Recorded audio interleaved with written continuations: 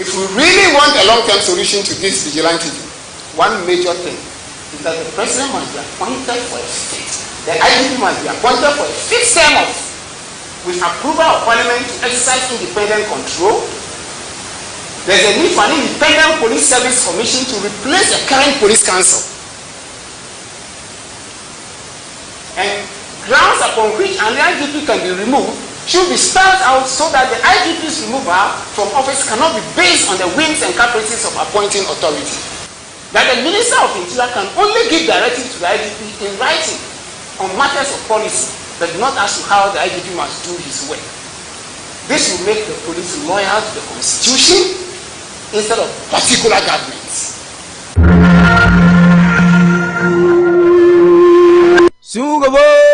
Sungovodia menadao yedigana bepiemu abrochire upensem a ekoso afisem a upensem a ekoso Ghana ene onua babia obetia ne Unity Radio yekuramu se twe. In less than 4 years, this government has spent more money than the MPP did in 8 years, and yet they have little to show for it. Secondly, this government has borrowed more money than all previous governments put together did in 52 years. I ask, as all of us must ask, Sikano ewahi, Sikano ewahi, Sikano ewahi. Sene me yami hubi amunyai me misimu nyami amunyai. Just your boy J Stone live on Unity Radio. Anyway, yeah, you bobo se warin. We be na TV 3 so we catch nipa na we se una TV company phone ho. Kwa John Mahama we catch say abane de kom ne Bosuo na to ye. So we na we ka kojina TV 3 kan. So ko Mahama na catch say de kom ne Bosuo na to ye. Asa akona na do so aka chen se te ekom ne abufo so no so ba no anya de kom ne abufo be sa ato atia kan chen na do so ba na so wan hwe ni ya ekom ne abufo no de pam Mahama no embi de pam.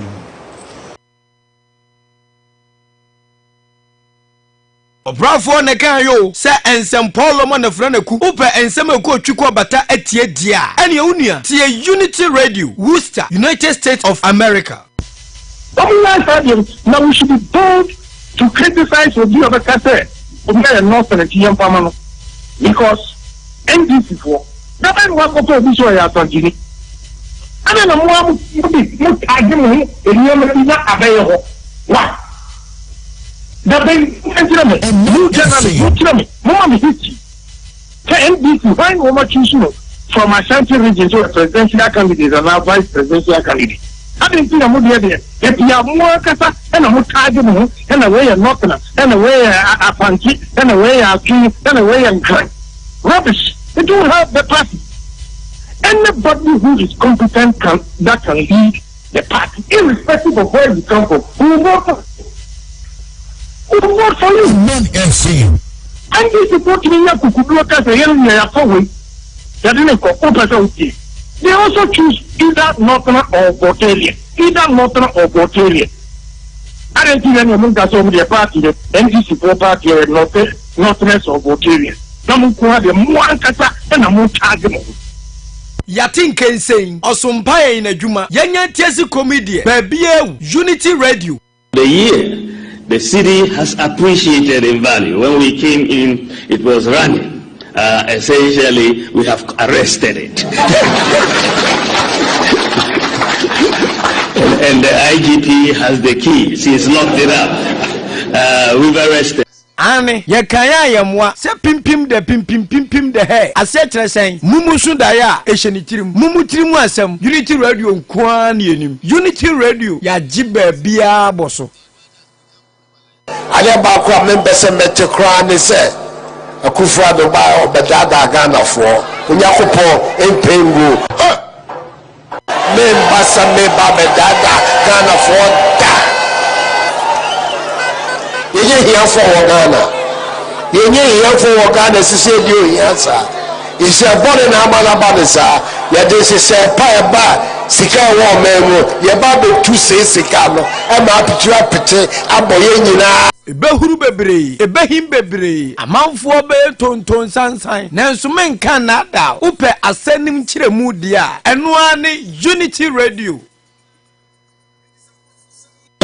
in the MPP say obi free ha and obi free ha say MPP for the movie should not necessarily madam pro I can brass society mama not the bia nyu say that is allegation against him mo kasa akra na say mo anfa ni dia ma party yen kan kro 1998 2008 right.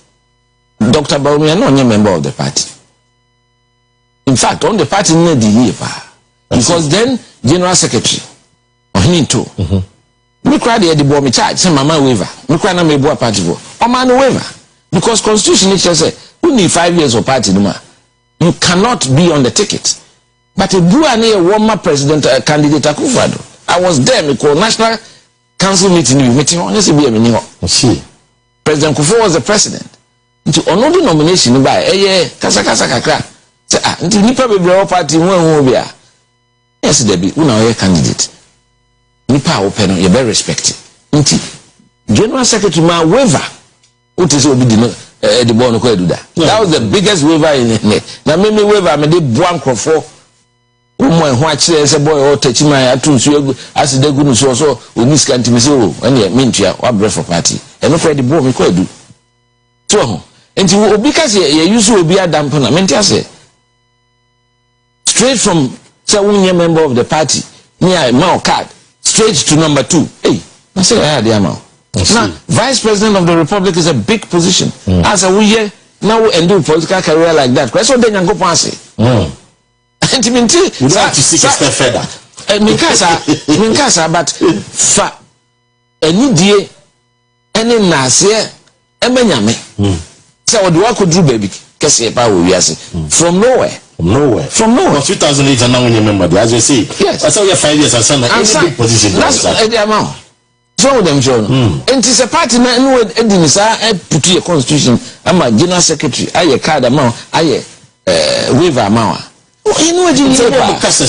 Check it out, Unity Radio in the move. Worcester, United States of America. Unity Radio by Yawa. Ya mobo wa Ghana. Etisika so, o menye ohia mai.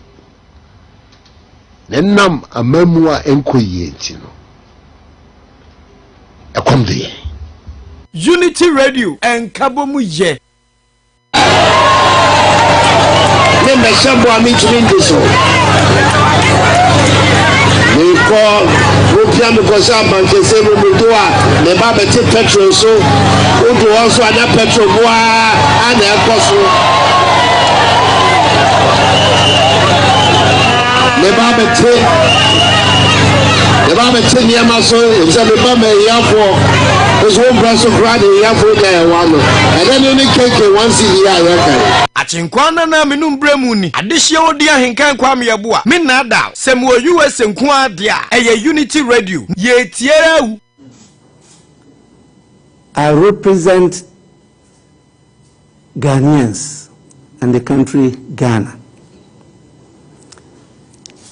We have spoken with one voice that we don't want anything to do with whatever terms they add. Well, there's still no end yet. As we are told, we used to call it lesbians and gays.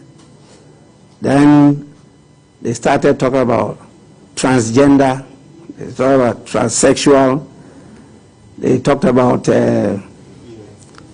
queer, and they've added another Q. And then they started intersex, and then they brought another A, they added another A, now they added P, and then they see 2 letters that they see a plus. One of their activists called Mo said in social media, I'm a funny person. That the speaker is a funny person. I will continue to be funny to make sure that the right thing is done.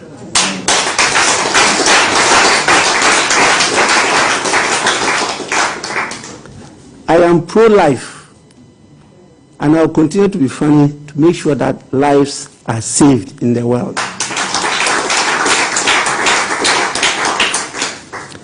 I'll continue to be funny to ensure that this world created by God as a garden of Eden for us to enjoy will continue to be enjoyable by all of us. We will not threaten any person, but we shall also not be threatened. And all those threatening the members of parliament who are leading this bill, please be warned.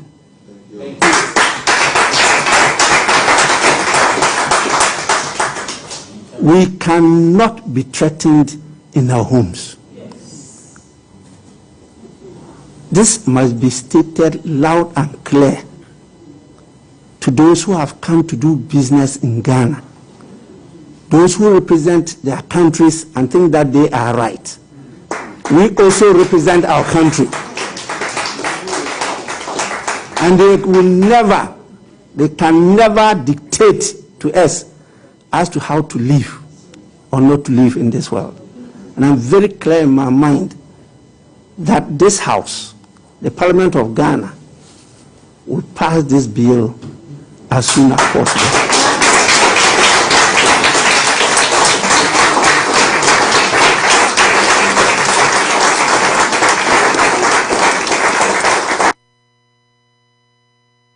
Who say man no day? Man day ankasa. Unity Radio. Yabane yaba. Ba yawa. Let me move to the next issue, which I spoke about earlier. The LGBTQI position. As the Patriotic Front, we beseech Zambians, all of us Zambians, as a people, not to allow the United States of America to impose its values in Zambia. This is not a duty only for the Patriotic Front. Hear me right. This is the duty of every Zambian. We must defend ourselves. Since both bilateral relations and foreign assistance of the United States is being tied to LGBTQI rights, Zambia may have to review its relationship with the USA, as the country should not abandon its norms, its national values, religious and cultural standing to please the Americans. The documents that I've referred to, I also quoted them. All of them are making reference to the fact that their aid, their support must be tied to a relationship with Russia and China on one hand, and the upholding of the human rights of LGBTQI. If their support, if their bilateral relations with us is going to be subject to those conditions, then time has come for us in Zambia to start asking our questions. Is it worth a while? Remember that the Patriotic Front has been firm and steadfast on the matter. When President Edgar Chagwa Lungu was asked this question, he said very bluntly, if your money is tied to us changing our values, losing our religious orientation, keep your money. We shall keep our values. We are saying no to homosexuality. Why should you say we're going to be civilized if we only allow it? I think we are very primitive now because we are frowning upon homosexuality. Even animals don't do it. Why should we be forced to do it? Because we want to be seen to be smart, to be seen to be civilized and advanced and so on. Could make him change his mind on homosexuality. But I don't know, to be honest with you, how far this matter will go. Because already you're tying it to aid. If that is how you're going to bring your aids, then I'm afraid the rest can leave us alone in our poverty, and we will continue scrounging and struggling and see how we can get going. We uphold that position. Even in poverty, we want to maintain our... Unity Radio. Now, in all the figures that were mentioned as the valid broadcast and all those things, you were saying if the figures were correct, if the figures were correct and that there were inconsistencies in the figures, I want to ask you, now, in your own calculation, what were the total valid votes cast in the presidential elections on 7 December 2020? In your own calculations.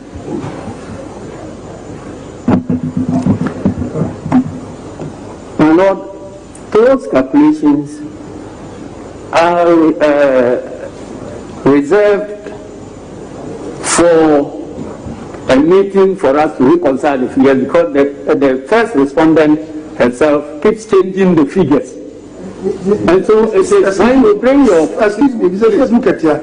Help the court. You see, when you started giving evidence, you said you had all the representatives across the 275 constituencies. You said you put agents to use the... Yes, and they were to, collect the figures. You said it. Then he's asking you that from that, what figure did you get? You. My Lord, I haven't brought that figure to court. Okay. Then, from your own calculations, what were the valid votes cast in favor of the petitioner? To your knowledge. My Lord, when we discovered this discrepancy, it was difficult to even know which figures are. You don't know. You just answer. You don't know. I don't have them here. Okay. Then the last one. What figures from your own calculations did the second respondent get as the total valid votes cast in his favor? My Lord, I don't have those figures here. Thank you. That's all. Yeni edamu no Worcester bonten so obia tie Unity Radio. You know, sometimes, and many are those times, when I read the story in the Bible and I read about Jesus of Nazareth, and I wrap my mind about his humility, and I hear him many times saying that he did not come to be served, but he came to serve. Then I look at our leaders who, when they are seeking to serve us, when they are seeking our support, their humility personified. They kiss babies. They go to the shebeen. They drink from dirty cups. They walk on foot. They smile with us. They take photos with everybody. They discard their security, their humility personified. They speak the language that we want to hear. They do the things that they think we want to see them do. They delude us. They cheat us. And somehow we accept that they are leaders. But immediately they get what they want. Oh, they have a reverse Pauline conversion. If they were Paul, they go back to being Sauls. And we can no longer recognize them. When you ring them, their phones are picked by somebody called a PA, whose only claim to fame that he is rude beyond measure. When you go to the offices, they no longer want to see you. When they are driving in the streets, their sirens scare you. While I suspect that those who discovered the siren meant that it should be used for good purposes, for them it is a badge of honor, and they harass us in the streets. They acquire things which they have not worked for. They promise us things that they know they will never deliver. They want to be described as honorable even when they are horrible. These are the men that we have.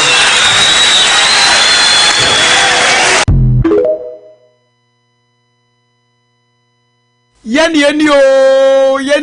Unity Radio and Kabomu ye. Na yawada yasaye meeting afro. I feel na just say from nowhere. I feel the enkoti say Gabi Ochirida kono ni meeting na sa radio. So I don't know kry koso no. Who chairman san na Shasi. Na o person ye finance minister. No, I dey profit na dey be me. So person ye finance minister. Me person ye finance minister. Me na me mama. Maybe I'll go read the first budget. I out there. Obi ha wo card ni bomu no so not up to Unity Radio. All for one for all. NGC supported in Ghana. Samia, me pe Juma, ama ya Makeni ya Mabawa. Meba be chanka na mzemu. Nukra bako eni mukra kwa.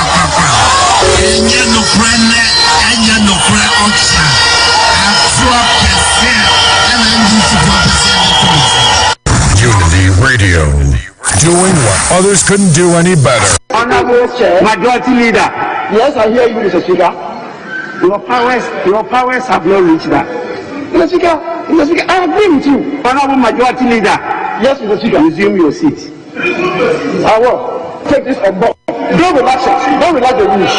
You don't lead Parliament. You lead the business of the House. As to the role of the Speaker, you haven't reached there yet. When you get there, you do so. A majority leader is a leader of the House. I stated it. Thank you very much. I stated it. But you are not the leader of the Speaker. At least I have a position in Ghana. Number 3. Your number 3 is not in government. No, I didn't say in government. I said in the country. That is what is your position in the country? You are listening to Unity 103.9 FM. Ezu Yaba Omo Mochi Omo Galamse no Omo Atu Omo Yaba Omo Amnesty no Omo Saba.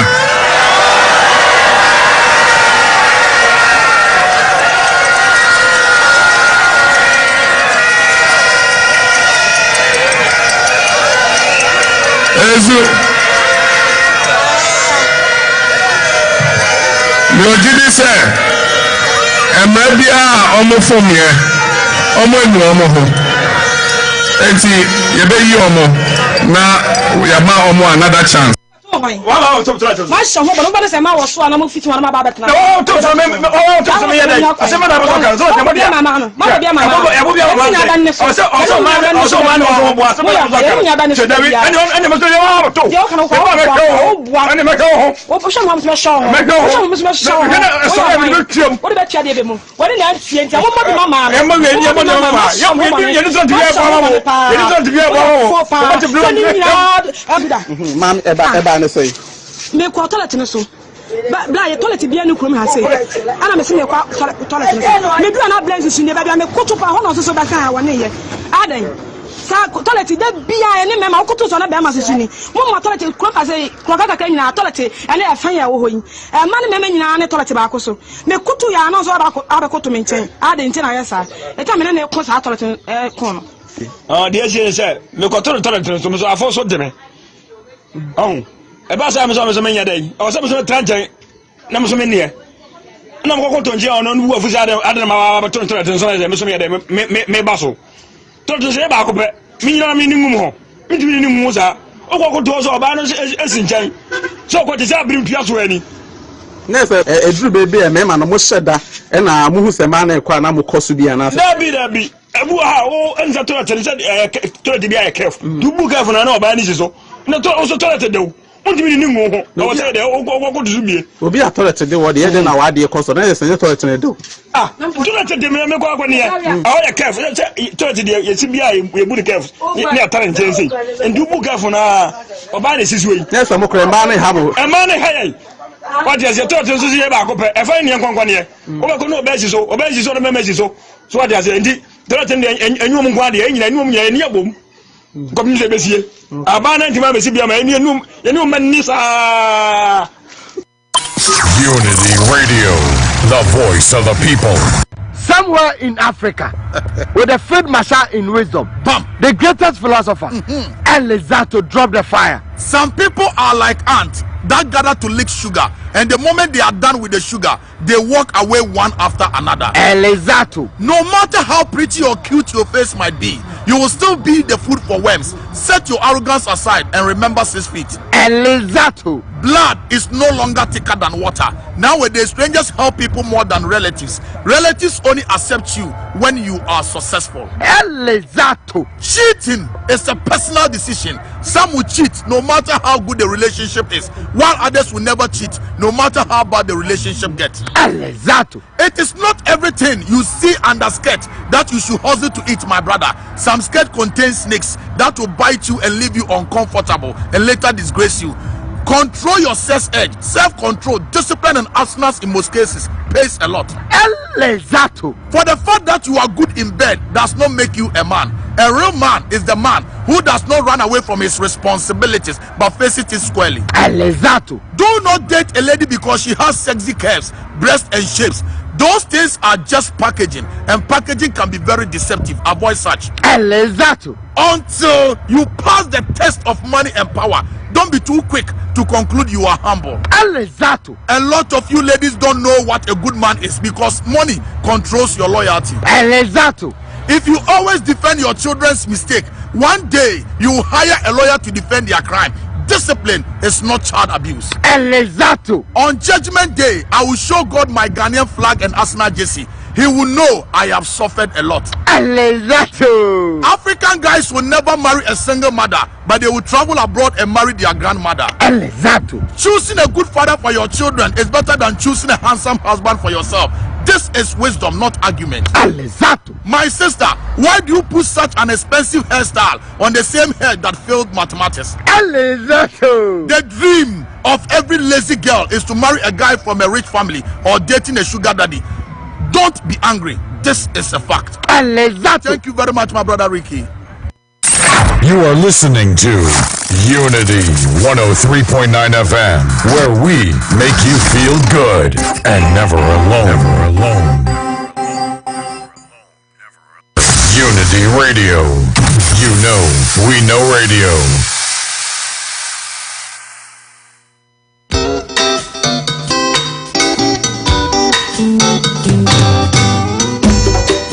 Asampayetia Obayansafo so obunuya wanka na asam Tema futu sam kakre wa supeme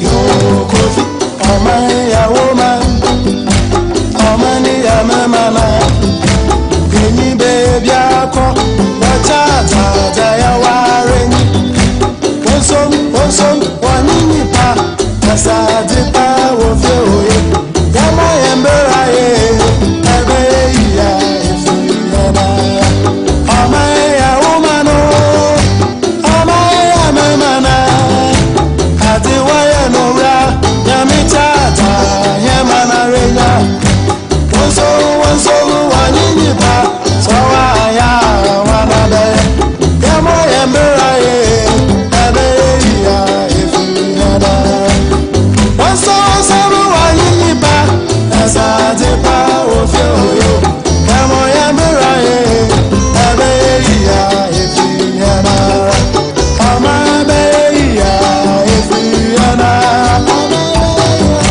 Asite beya efiana Oh Ama beya efiana Yana Kamo ya miraye Abeya Obrani waramo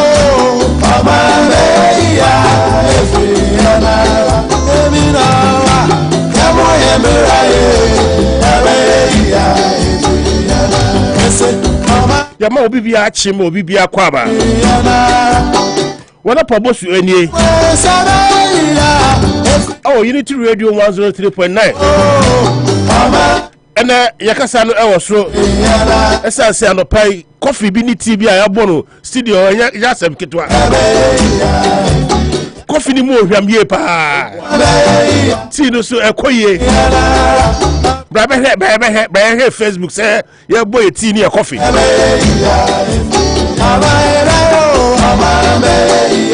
Hi, Unity Radio 103.9, your ultimate radio station. Mede the King Kalusha. But I'm the Jumani Chawe. Na Opo National Nankasawa. The CEO of Opo National Group of Company. Unity Radio account.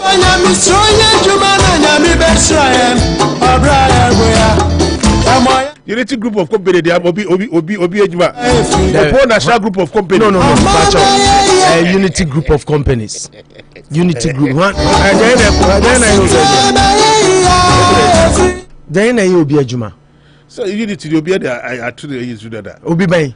Obi Bay. Baby. There are some now. Okay. So call Ghana na Unity or now call England na Unity or now by US. Obi on the territory, Obi on the boundary. Call New York Unity, different from Worcester Unity. A Unity Group of Companies. Okay. I see a Unity Group of Companies. And Anopa. Yamo Bibia Achimium. Na ache mekwa ko mana kwaba because my man akwaba o tisimu o pese e say o sese no ma ba mi nja no ma ne sese no ma no pe pesa eh baba mayu Manchester for busha no ma edi ye shema na mo kasa eh nash bibia obi a me che o na do pe me fa ya afa nash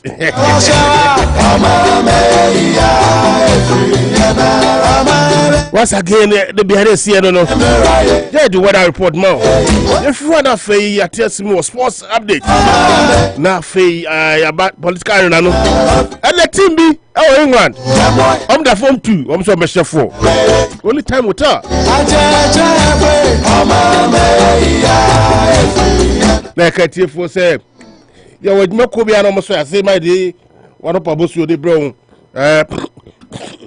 Ejuma Krono Anochi Kroma Samas Dan Auto Repairs and Dr. Kwabi almost ya same and de Anopa Jumedi Eddie bro Mariko Pona omo APM kakra answer na me no me mana kwaba obobisa mo akwaba biem ye nu akalu na pop ti say nyame ne adini ye ho na also Unity Group of Company US based one na how say me US based one say now can I Ghana I Light FM nana I saw no the Light FM but said Unity Unity Oil yes Unity Oil and why Unity Group of Companies ukohuno and me say Unity Unity Group of Companies and Light FM will be Unity FM. Oh okay.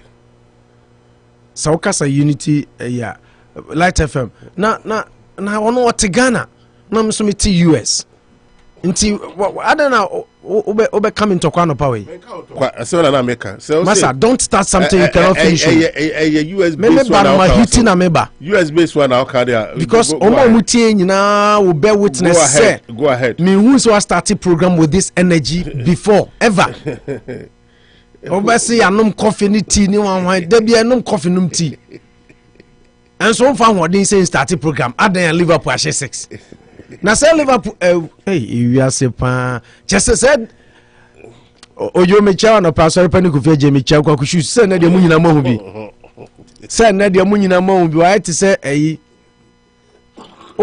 aban bi na Ghana na ye itimi de ne ma bebre ye se abrewa na ye fra na abrewa kataoto unim za han no abrewa kataoto sa na otie wo kana na sa na otie bare meti wo enne na mo sa wo ya abrewa kataoto han na list is so team I share list first one me share one first and show 6 one you see sometimes you don't even know your record one team now who can say Yashan team listen see team obesha wo ukrom this year league ya boy any question the club say baby I didn't know Oshe wo home and Oshe say that is the essence Oshe say league no Oshe 10 cry 3 points Oshe e wo Anfield and I so call Elan Rose you call nti e come and can say list ye team me can say list what I share it na me ni agi na dentia menim you are just happy I'm just happy say ba na for me na nya coffee ano any tea pa wo enen ma hu abirwa katato Oh, just a Liverpool that from Nintina. What Obana, I was a very much channel. Oh, start a program now. And now we share 6 and Eric Quacho, you know, what buy ye? Me fat, sir. You I saw Penny Coffee J. Uboni. I saw Penny Coffee J. Uboni. And that your manum coffee, manum tea, manum, and I want Kenya one Ibia tea now. Ready. Anyway, Abusafo Mamuninache. Kalu Mejoso, Yamabusafo Yinache. Ejiri so bia ho ye. Yamobia kwaba. Yadoma se so magibre once again. Say nenso omuni ye beka abom na adwene Ghana ho. Yadomu nyina ase. Bakalusha wonim. Teasers na ubona Anopa no. Obi frame no o kan say teasers na ya odi kan tie no kra no eno kra ne ku no. What I say? Enti ena me imagine say meto me bo pa na me so tie teasers na yeah ye boni because sometimes since be okra na set up you don't listen to the words but El Lizato I think I have to dedicate a program for El Lizato on the network. As I'm a friend, I'm hearing availability because the guy is full of wisdom. Or Kasa Safi de Kalusha, someone's with you. Kalusha say, hey, some more candy and no crepao. So, I say some people are like ants. They come to lick sugar in your life, and as soon as the sugar is done, they disappear. So what I say? Truly speaking. Truly speaking. Anna Osan can say, say, until you pass, Uncle Pim say, Obe pass a reality test, or Temuni say, until you pass the true test of money and power, don't conclude that you are humble. I'm quite a hit. Every so when you sika any tumia. Men fan to who say Ubra Wasi. Sikani to me bounce some via. Thank you. Okra second Elizato. Ha! Any pakwa who chirimwa. Or different. Ufra who chirimwa. Or different. Different. Dia bubo na pampam no hiamwa. Or different. Diani yi free na pampam ne krunu wa. Or different. Chirese nipa. Yeninkai. So, and your true state comes out when I sounds as Antiphonsu baby say, you see, will be free? One can say, one so a basic concourse, ne whole one, none no so ya day. So, and almost say, I know I did Bobby Siano. Yes, I know. Now, also, you ask what they want to say, Obi to me, Bob you. Na onam suda na the pakono etumi ebia establishing wetumi enya business bia ye no nyeska no agina yi avo obe hu sa ni pakono obo anu kwa no oluku down upon that person on jindi classes sa ni pakono kwa na a man has up who ye jimi for e ba sa na who ye jimi for because so no fu say una abo anu no aba be den abegina ba bi ha nti who ye jimi for that a class of phobia or no movie now obey but at least yeah nka edua ahoma oh yes na anam dua so na ahoma husro eti edua ahoma enam so oduko husro no said dua na nka ahoma ni sane a e fa so sabafom ba so edua no ho fa so but we dey ahoma no ka say dey nya dia mebuda. Yeah, but before that, so phone my name is special sister Baku birthday. So ba ufri New York ba we start check akra. What did you say so far? Oh, 3 or 4. Where's your Queen? Your friend Queen and who found who the whole Worcester. No who fe papa for where's under? Be Michelle and now to Worcester. And I say so do New York.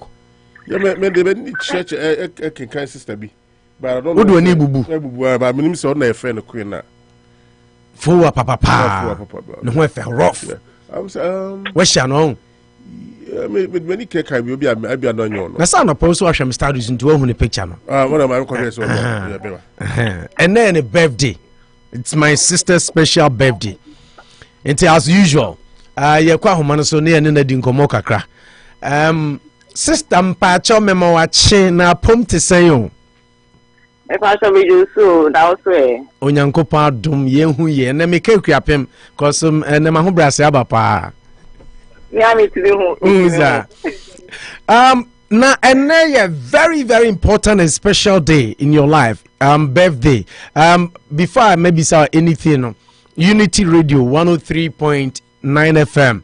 Unya be mamene majuma efoni na. Yeah, we show very, very special birthday.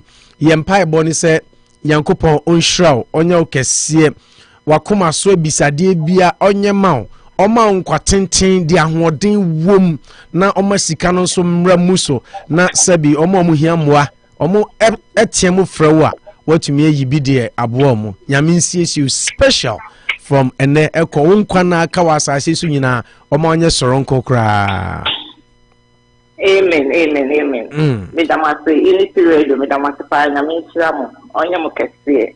Onye makuma so ade nyina mam duma mo yesu mo ni so amoye nyina nyankopon onye mato onye mkese. Amen. Na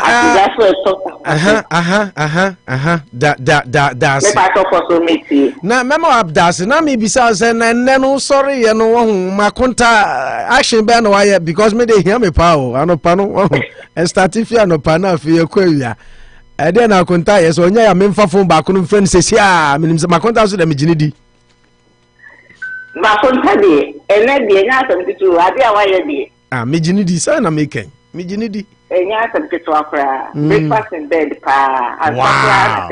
Oh, that's so lovely. Say na obi amakonta wodi na de di so ne de em say edoso ni na mo beto mo ase hey and you start get ready and you man nam kwa mu ba na akonta onimsa otumi ni onimsa say one of our kalusha na Valentine's Day. I think the second edition omo ye na nanu and I call na ye couples dance masa me sister fo wa ne kunu ha say title no chese omo saya mo bia hu say one Paul meboa Paul so na yere enti Reverend Father Enoch mom ticket special ticket mom call Texas Texas Roadhouse yep ekodidi e nti mikunu on say be ma onim sabi a romantic ti makonta onim sa nti me de wo kan nyina nyam nwa menim say ade a na obe dada yes na your birthday am na nka wo da ase menim say wo bi a sam kakra wakuchire a wo pese oka nti mind you akwanya da ho me da wa say me da nyam ko ase so ne odim fi ba kwa come fi ho enye ni kanyina na enye ni say me da na say onko so a sira me no nya me kese ati there san to so bi me che wi ka manyina me da kwando fufu ase me na fufu wo se sa mo de ma me o mo paibo ene o mo do mo yi ase me do bibia ase onyankopon yo bia akoma so ade ma wo no nya o mo kese na ati da so ikato cry my one and only Dr. Phil me huni a menka onyankopon hira no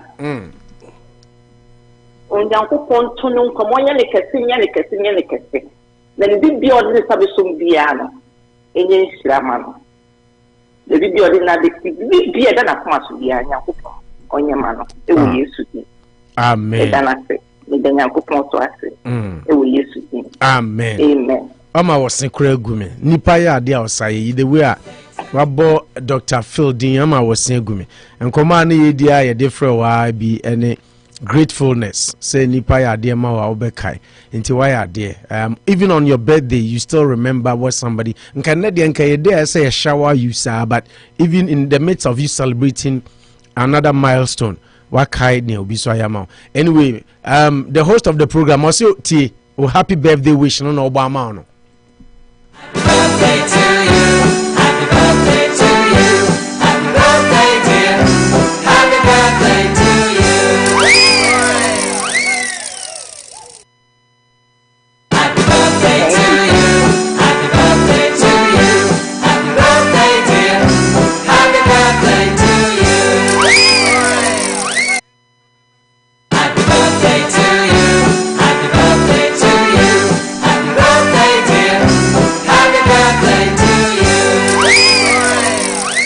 Okay.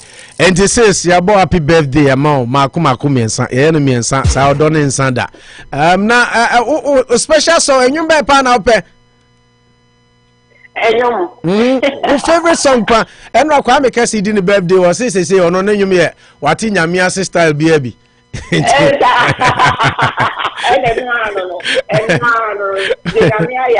Ay wati nyame oshira na we nyame wanhia no so we nyame.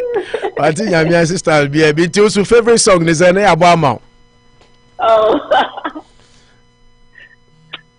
My favorite song. So also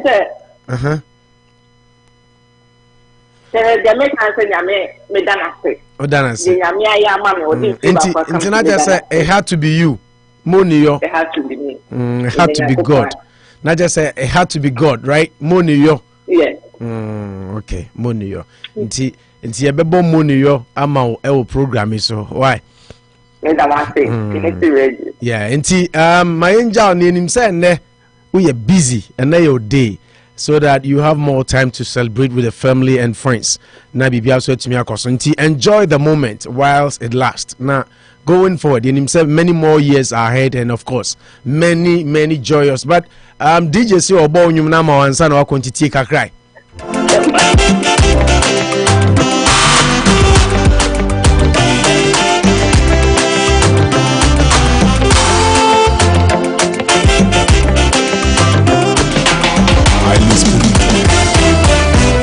Esiene kaja yaseda a refrain woni pa ho and so damn in payane say mi remfi papa why me esiene kaja yaseda a refrain woni pa ho adia ba ko na mesra ne say mi remfi papa why me na say mi pom ko shamechi baby am friend baby am di o therefore why now better me away. I said, so stand back and take account, or therefore, wait here, it had to be you. That's right. I said, me boom, koshamechi, baby, I'm a friend, baby, I'm a D, or therefore, why now better me away? I said, me so stand back and take account, or therefore, wait here, it had to be you.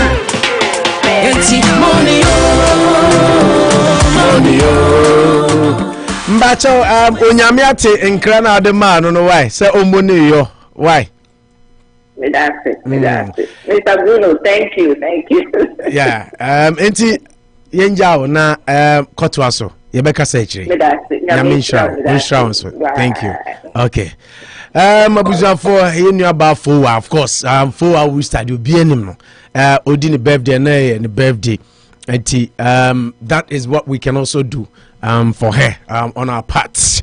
So we'll do birthday out there, let us know. Of course, we'll do same for you. Radio No Makasa, it's for the community. Once we know you're celebrating your birthday, we will honor you. Everybody deserves to be honored and celebrated in this community. Ubia playing a role in one way or the other. Ubia with the media channel sa oh yeah. Until I say you celebrate and who ya home abra ya tiasi. And yes sir, ya dam na munko kaluwa hu de mejano.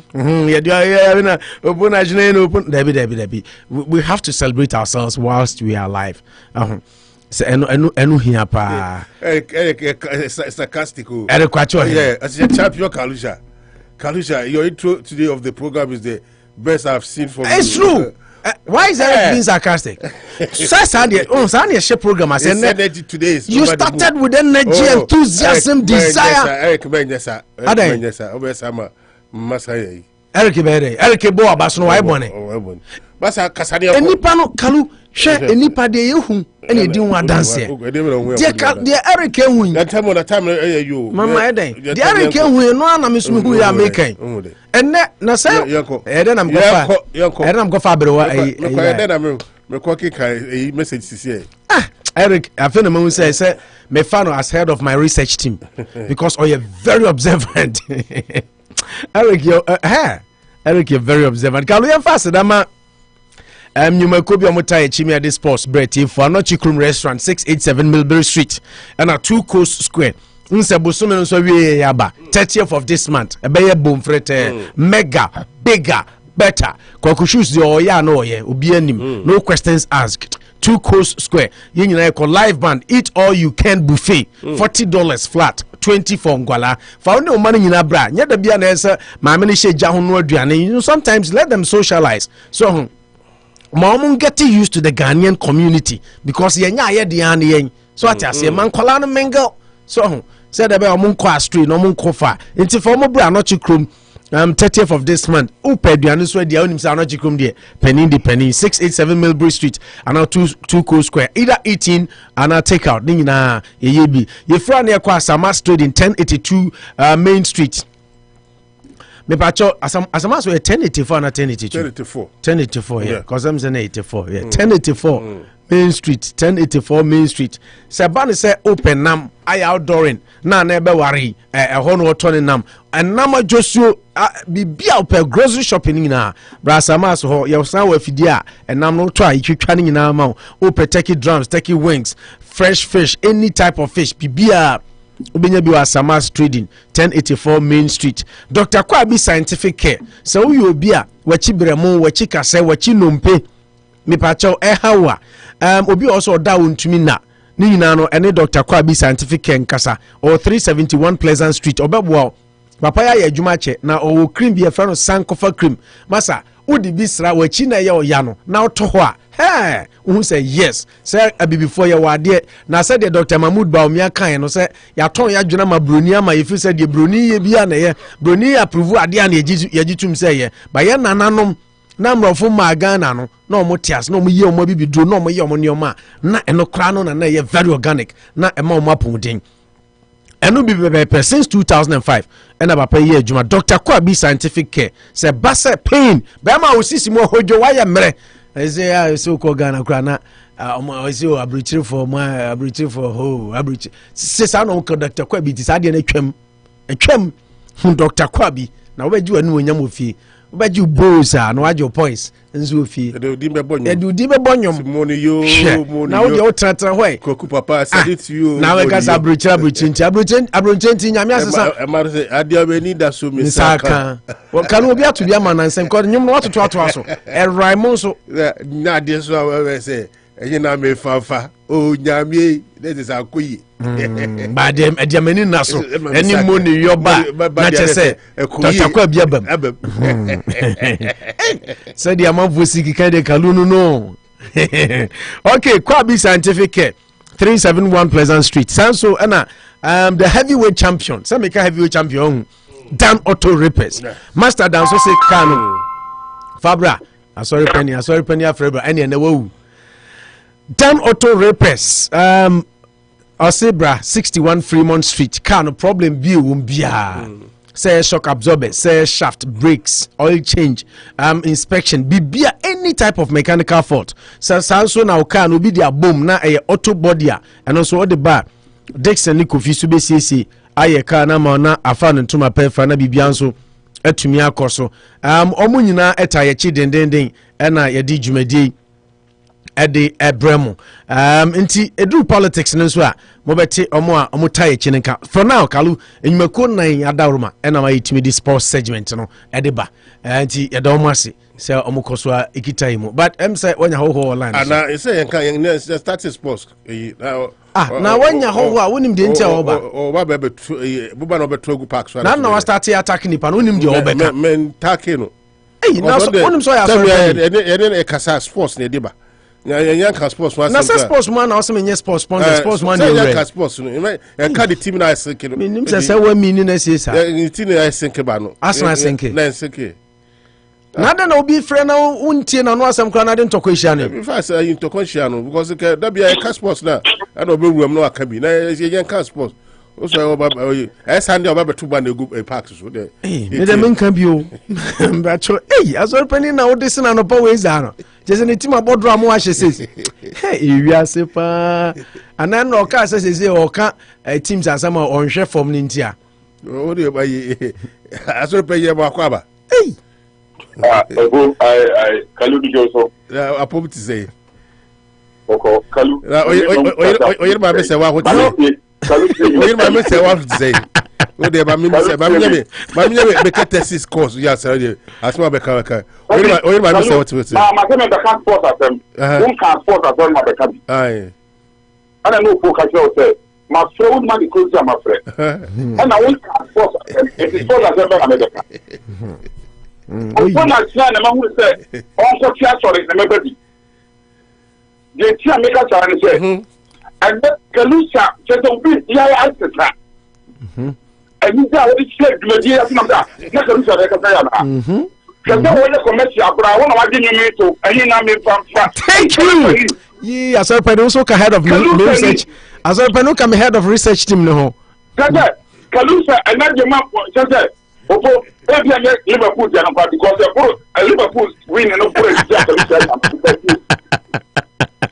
we can hear because Kalisa can open anyway what you mean who we stand what you tune and that's why no so to ba ko bra hey I go if Kalisa no na me pray me pass so me ka call we ni nyame nya juma why but you ba me say what say what I told you no what me twa mo no so na asra gu e don pe no wasem won so obi ehun won so obi ehun already say the SM ya konchine asori pani se meti asori menti asori no mra bi they say ha o say o ha jure papa na asori pani fra wunti na no asa na ne konto kwa ye say wan kasa no nim say utim hye ye wanya wode so nkuti no obeka ye be Liverpool asem o de kosu TBB more o my LPMs na we okay opo da shout oh so pray go VJ I mean that's it I mean these are some of the stuff my radio so eyede that's it any ofutu any nkranhye any input ademaye no ya na the super I mean ya na agro DT be match why but team was senkimum ye call Ghana na infra sports no but answer na be call no ti sanyu wi na MF agency bibi so ansana ya call sports so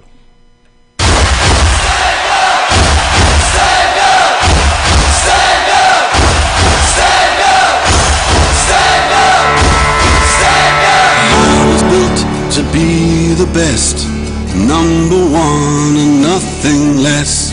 Lead me to my destiny. I have waited patiently. I have vision, though I believe. I know I can. We are standing up for champions. So it is our new media and your Cosmos Arena. Yeah, Komo. And the Embrenuti, you have Bonoma Jasu. Now, failure to my call us in your quenya. Now, so my friend be to me. And a bomb said by 2 o'clock there. Now it's review program in Nana. Kokufa news no as a jabri for the biana or tata a jabri for a biano you watch it as I can say so come on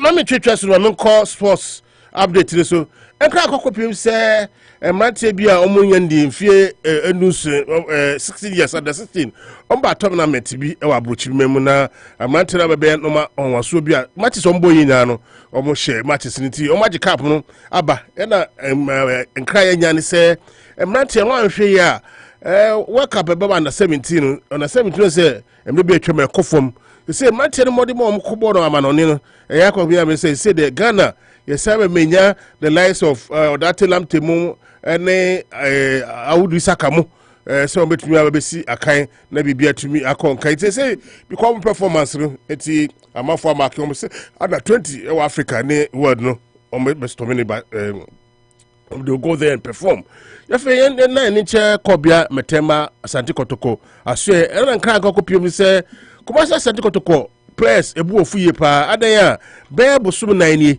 yenti omuka enti omaka che management so ebu sro ma omo abusuafo ene nuanom a omo babo na omo yede no omo mabo na nti se be bosum nan ni enti omuka dia na se akokoye obi je boachi bi di nti omo management se omo modia na omo fa skapote mra de bru ha between FA ene Steven Tornado appear and so amafo de omo no ababa betum ena Ghana coach a friend Coach Opele so Boating and an ababa betum say enye coaches players in no betumi coaches but say be players be one between physical training instead that day but on there officer FN between integrity appear amana be physical trainer for the national team no aside motivator between motivating players na bibia etuma konkan yen necessary say okokofa calf license A and B na obekọ a coach players nya na betuma coaches na ko abrochi mem kwa na the likes of Jimmy Carragher mu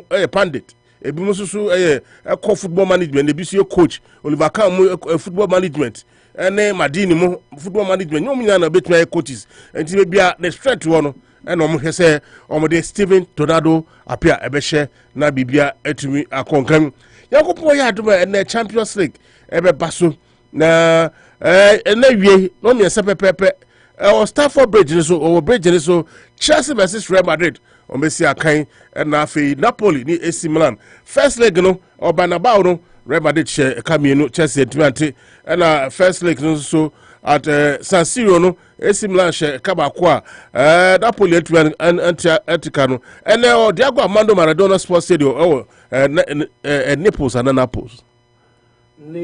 Naples. Naples and Naples. Yeah, Jaisa. Naples. Akao. Naples no. Ombesi akai. Kwabena mafu ne tembi otayis no. O se ados no. Ados. And I say address is 94 Middlesex. And a nyanya announcement. Oh, okay. Sports now here. Sports now. Don't lose focus. Oh, okay, I'm not losing focus. Okay. Naples, Napoli, no. Diego Armando Maradona Stadium, no. If also better any deficit number to me, AC Milan because on performance in this year Champions League, Scudetto, no. Idea to me kwedimu. But answer no, Metro Sports update. My mefa weather report more briefly near for entry. And now weather no 55 year maximum and 39 year minimum. And 2 pia e mu kakra. No share jacket kitu e bia to so light bi. Na yes sir. This time when I saw the sun, me who say we are na pia, I was deceived because me sure about him but I didn't check the weather too. Me sure about him say we are na when I'm so na dey be fine. Nti me share t-shirt say na me pia me see anyone na me say mframa kakra wom. E mu so enyun kakra na me say oh na sen colors me pe light sweatshirt be good so na be good so yeah. I mean say we are na pia na say we feel say okay you can take it off but it's always better to be on the safer side. That's right. All right.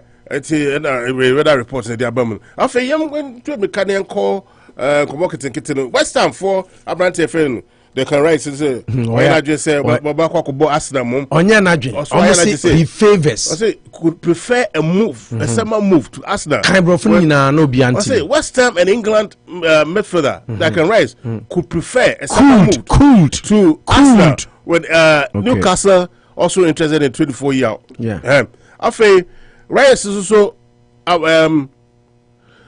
Rice is among players Mappies, American Newcastle for here almost saying here Abrante James Madison and Brentford Ivan Toney say almost so na Saudi Arabia's first Canaba and I feel almost to me pa it Newcastle for so that can Rice and James Madison and Brentford Ivan Toney ometuma be sia kan man Abrante bi esia kan ma by Munchin Abrante mo tena nya bo ni bimbo nso sei ni diamba beto bi de bia ni diwo eyi ni su abebe Ferran Gravenberch oye eyi Netherlands ni osia kan ema Bayern Munich Liverpool for so munya Abrante no so be sia kan Abrante say he's only open to move to Anfield come summer and so summer ori abebe tuja no Barcelona for say said Omniska Bob they are joining 2 players. It's all my imagine say Abrante Fenika good ngano omno na wie bibia say by the end of the summer no we are obebu na katem na obeti akan ama bobo ko friend Barcelona and Crawford from so Tottenham for so say and Chelsea for kwa no pe former Barcelona manager and Spain manager friend Luis Enrique no so Tottenham for Musa kana obetumi ba coach ama na bibia tumi akọ yim and Crawford ko pem say coach Tottenham for the papa mu na anu ye no enka ko bi so kwa kopie bu Roma and he say the special one so say Mourinho say enka ko kopie mu say odanani akọ Paris Saint-Germain na kwa kochi ama boboko na bibia tumi akonkan enti Mourinho eko PSG no na Antonio Conte eso eko Roma Aston Villa Everton and West Ham so say omoko Inter na Abrante bi osi akan ma Argentina friend Joaquim Kora mwako fansi o mbesi akan ma omna bibia tumi enko kan enkrafo from zo Chelsea asre na Abranti osi akan ma omo efend kono garaga Abranti okọ that teams o tumi bo modern ba Chelsea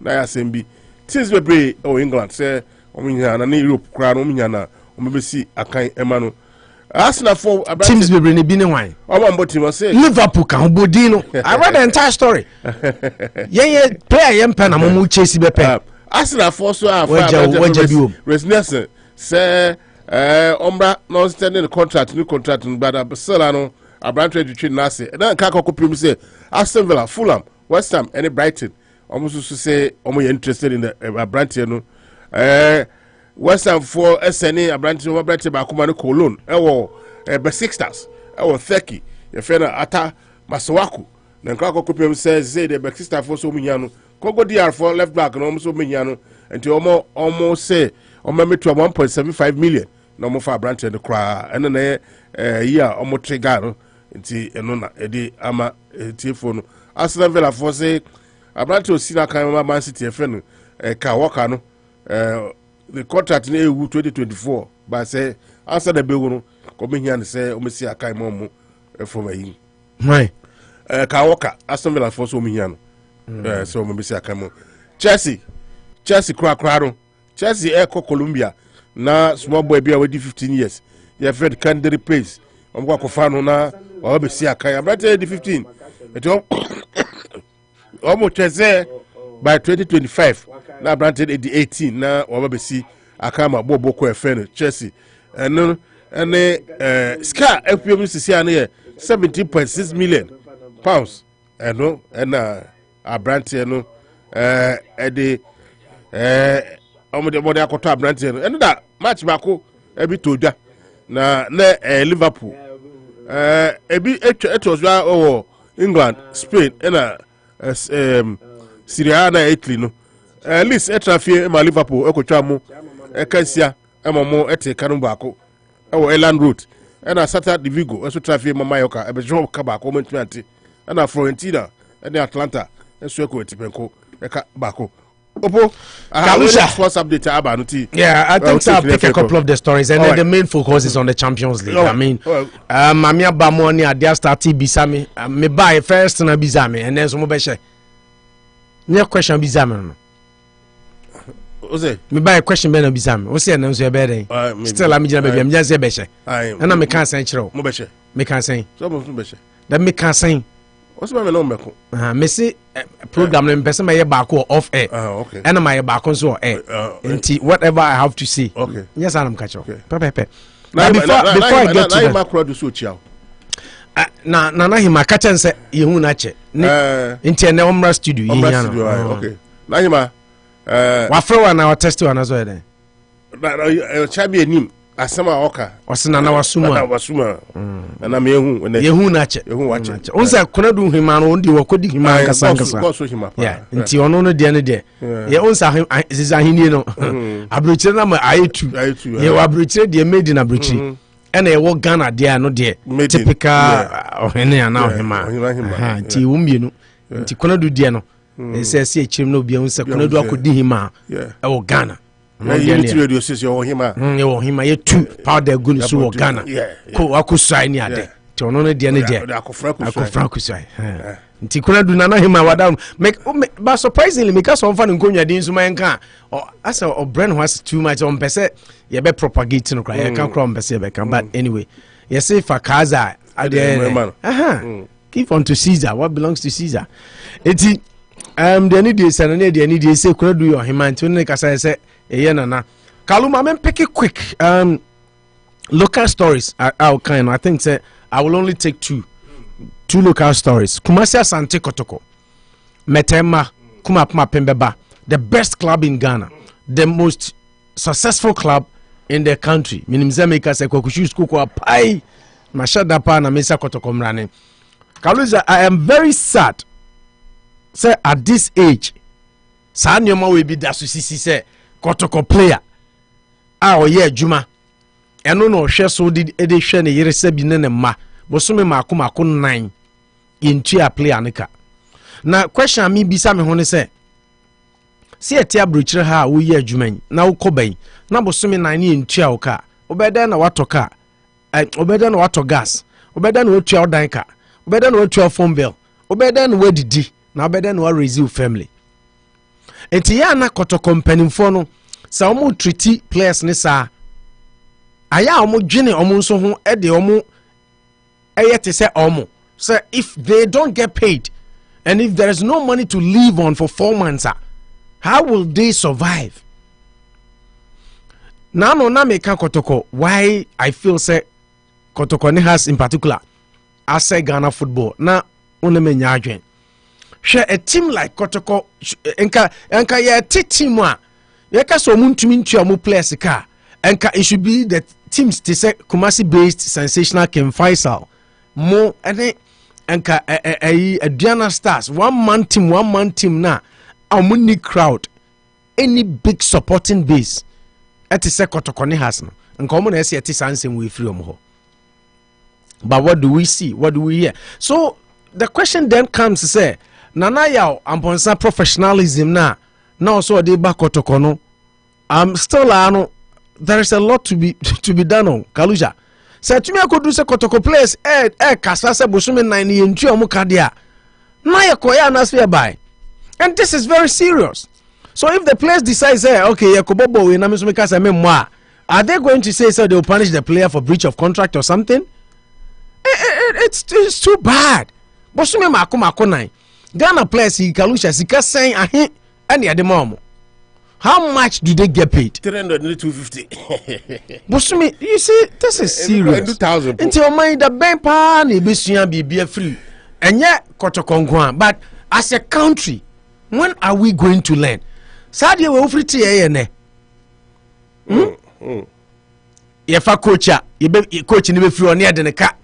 Yefa we be free on every nook and cranny. Just say be a high beer, be high beer. Say a national team. Siki Akono, isn't he crying for his money? Kwesiapia. Omoneneka. So I by no much. You see the problem we have. FIFA. And yeah, the Kwesiapia the Siki Akonoka, right? By a World Cup could $100,000. Ghana did. Mesi dia Kwesiapia ka e the Siki Akono nso ka. Okay. But Ghana ko World Cup it could $100,000 per person. The Malaji Karim Gruza any Black Stars Management Committee members. So you see how we are and who we are. Intina Elizato say some people come like ants to lick what? Sugar. And after they finish, they go. Efe hono ebi mu ba be pesika. Omo maso mu be Ghana soccer ye. Yeah. Ebi na transcend there from because if the biggest body nanka say ya subsidiaries na dey no munya won say say GFA universal set what you say and akotoko ne has Nikin Faisa Abrekum Chelsea omo ye subset. Intinka the players he coming. If Ghana was any country, ya dem raya jumana ya FNE stricter.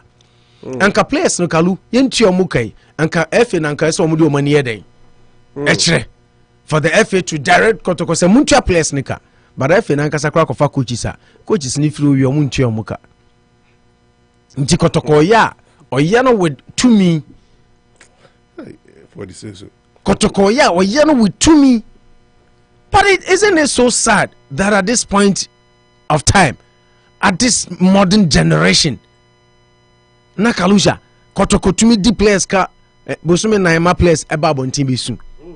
So I think the best thing for Nanaya Amponsa, what do Mike know? Nanaya Amponsa to do, he said. The best thing for Nanaya Amponsa to do, said you man to me nya on and we feel says a man for so sabotage.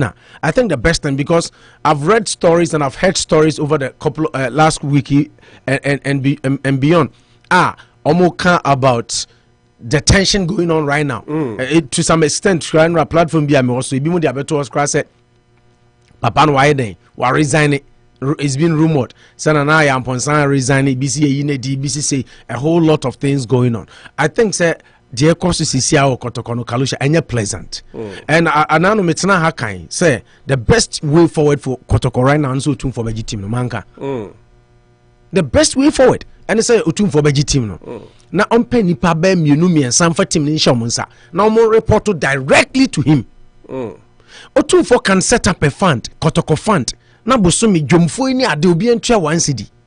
You know how much money the ideas are there. I don't know Kalusha I told her now adwene ho a because unim say ye ka asante kotoko ne asante hina kunwa kotoko hene tini ye ka kotoko hene no asante kunwa nti team ne nye team ketwa eye asante my team it is an yeah until I say otumfo kra no say ye bo matches kese aya no best obeba park obeba stadium finals near the yeah he doesn't want to come because almost say basa akunya tumi na wa akunya no esa nioma and quite most special consider time yeah esa nioma unti ya no mka say koto has for special omni koto ko bona ya consider am si wa consider nti ya shewie kura ampa so mo de sa cycle ampa so mbehye what I say it me feel say Kalu emra so say na naji team no anano na makoda ba kwa na you know me boy ba kwa wa ma try management team wa ja ba no na nanji team no say obi report to him oji team na no asa pound the problem with kotoko ni say misunderstanding all between the board any management na ako culminate in players ya do omuke na nagia say wo na na wa oji free wa na odi amame no asa pound crofile den aka ho say monko rane. And that thing hasn't been working. Into me feel say, oh yeah, idea at the corner na resource and my so yeah day. What's the same? Otumfo should take minimum 3 people. Minimum 3 people. Not 3 people. No one foul munkro for nye jumano.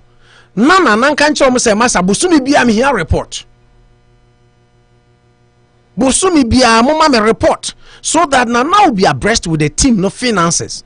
And then can you consortium be na ebia accountant bi marketing no something make us say that's what I'm saying say you hire you take 3 people. Yeah. Something make us say offer to say maybe offer IMC no.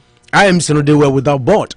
A 7-member IMC no fire na no report to him directly. And that was one of the best moments at Kotoko. Under Sylvester Asari Kesben, despite Kojonyan Techi, there are a lot of frictions on that management committee. Yeah, because at this time no more on Fabri. Actually no na entity mu almost so said do no be individual interest. Eba we person we person Jimano we na Emma Kesben kwa mu through a Kesben Koti team no. Okay. Yes. Yeah, Koti Kesben AC. Because the way he wanted to and Amavo feel say no undermine because he wanted to get a team to run and a whole lot. On say Ghana no ye problem no ye obi because so ase be piano. Is see a kotoko aye say no. Na na ya mponsanum ne ade issues e koso nyina.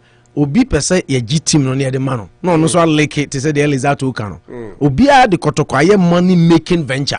Oba anye team no enti na meka say e problem a onza meka say da ben na Ghana. Onza me start team analysis no. Me generalizing say that ben on mine no ye be sua bibi every year mfum so mu. The same mistakes, we are doing the same things over and over and we are expecting different results. It doesn't work that way. So until 2 for Sanyo mam, se si ane die otikoko so na wa dauruma baby a kotoko ko na asante kotoko ko no kotoko ye kotoko jina Ghana football will rise. Baby a kotoko ko no kalu enye and nti unu abo kotoko na ati abrochi na ofropa obo ball we hwe TV so na sika odi bedi di kro ni bi na ofro so bra mamiska. How would you feel, Kalusha? Enya ho asem, how would you feel, Kalu? A very pathetic story in here can say no, but sometimes you see he who feels it knows it. What you say? Enya ye ntia na sometimes o kan ye hu, but wo ye adwuma na busumi na ye ntua uka. You know, enya easy. How do you want the players to even give off their best? How do you want them to survive? How do they eat nicely, nutritionally, normal fit to even come and play for the club? A whole lot. So I think that Kalusha makasa asimwe na misi subio. So oteko so pemso na dauruma na nanyi team no.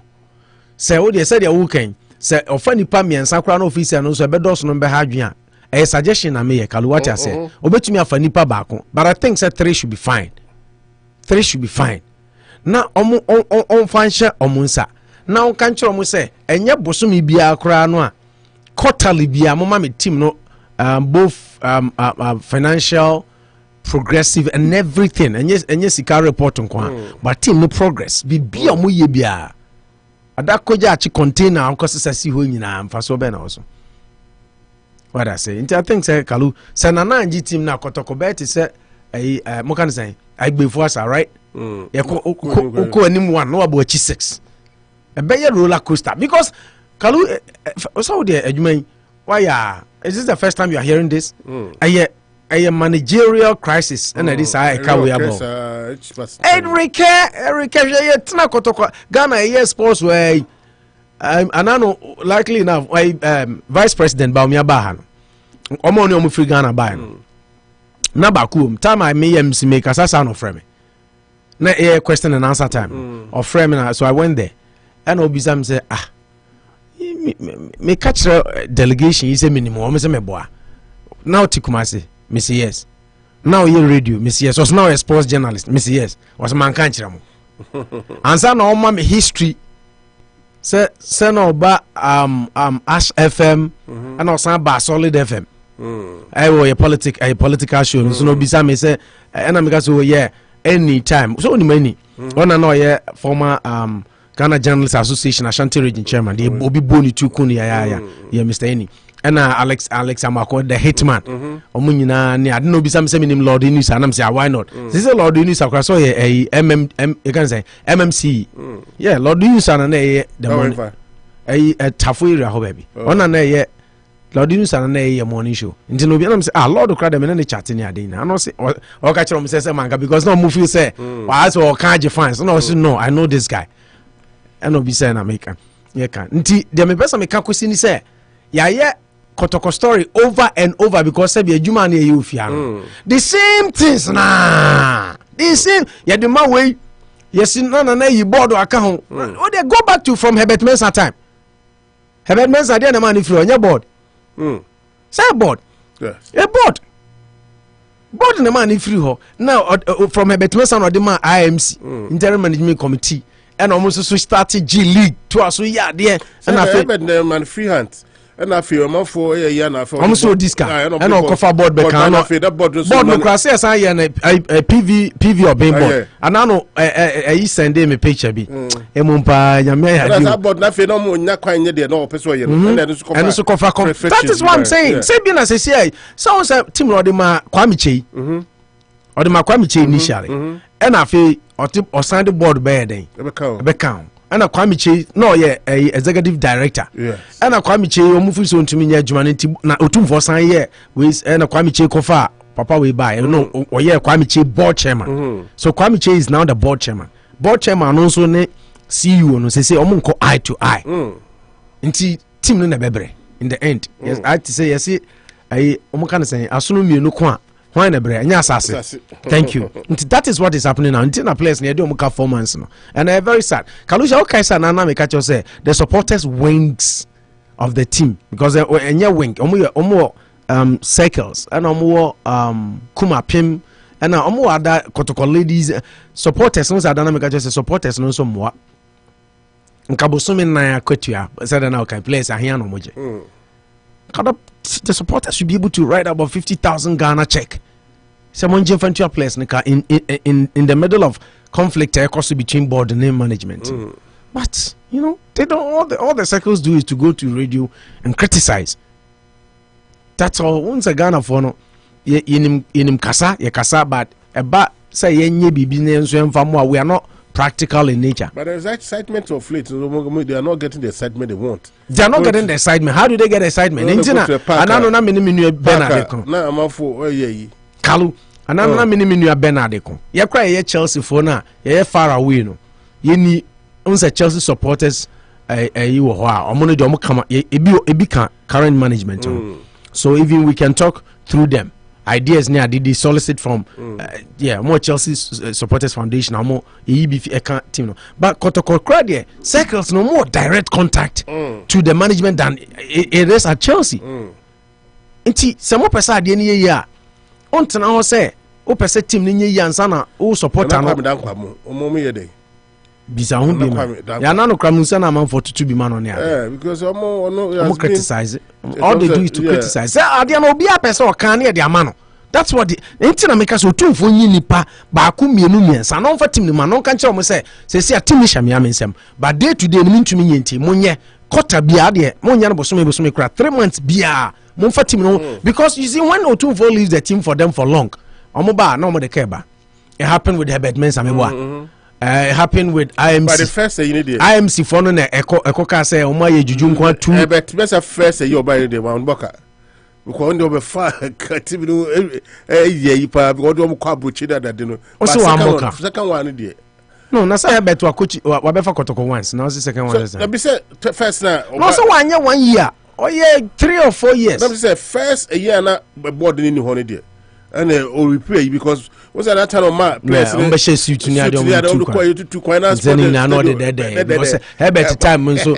there is no management member and management chairman wa be fatima ska ban 70 Herbert onyeska o ska no guni come boom that time no dey to yeah you know that is why there were calls into tune for institute is our board no so that the board can check the management but in the end there were conflict and then on say no cry any team no mo any obi apa obepe sikenti en bi na make no hwe Kotoko Express say na Herbert Mensah register on no ani team na team no it was Kotoko Express ne graphic sports e menya problem because graphic sports na printing teche no mo undermine Kotoko na Kotoko ni on any printing press but na Kotoko Express SL because graphic sports was the hottest selling sporting paper in Ghana but Kotoko Express bi san ho interfere no mo undermine Kotoko sa paper ye to nyina na e ko Herbert botum entina make say obiaba Herbert did well or be branded Kotoko you can't take the positives away but in the end no so feel in the pocket and we okoye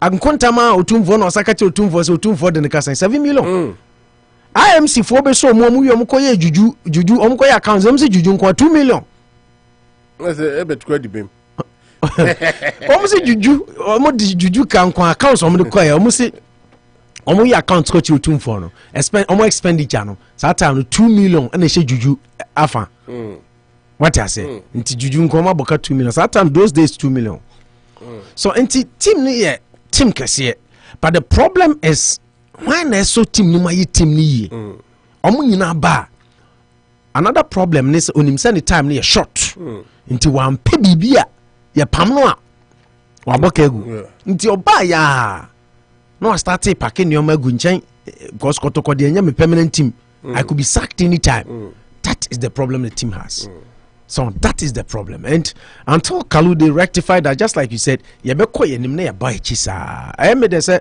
madwale a little bit on Kotoko story because Kotoko ye Ghana football ye you know when Kotoko rises challenges has and when has rises on time has time no mujina so kra na omo G league ni to aso 6 times omo she Kotoko 4-0 3-0 that time no na Herbert Mensah by no even though Kotoko were not performing and not winning the league on say because of na has a dominating on the field of play no Kotoko so throw sika Herbert time no ewura mu ma e brandy team no e be so attractive into Kotoko ni has ishia those were the days Kotoko ni has ishia etimi bo Anopa 9-10 na park enye makura na aye ma 3-4 what I say I think say as I say ye na ye Kotoko sorry because Kotoko undoubtedly has the biggest support in Ghana football.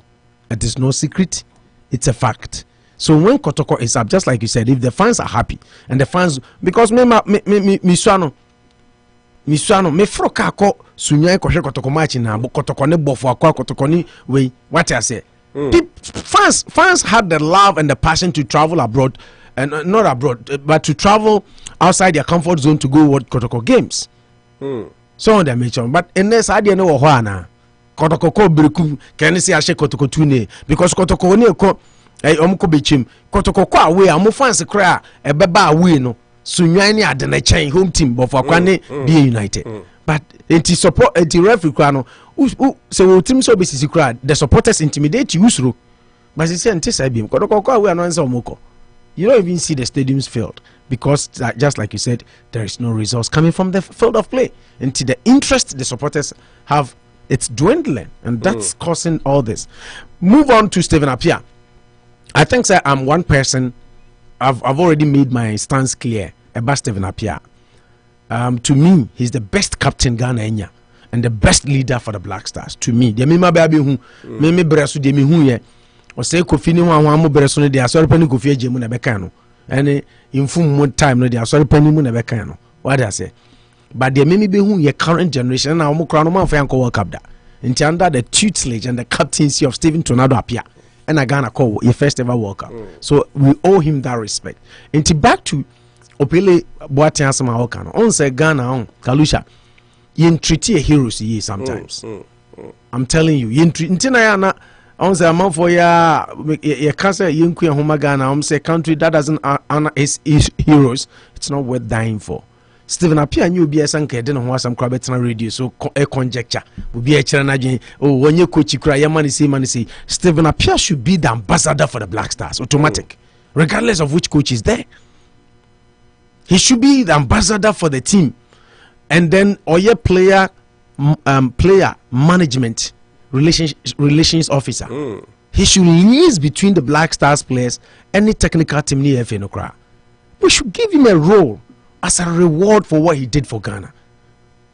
I talk more than many years. I know Biana a coach. Yeah.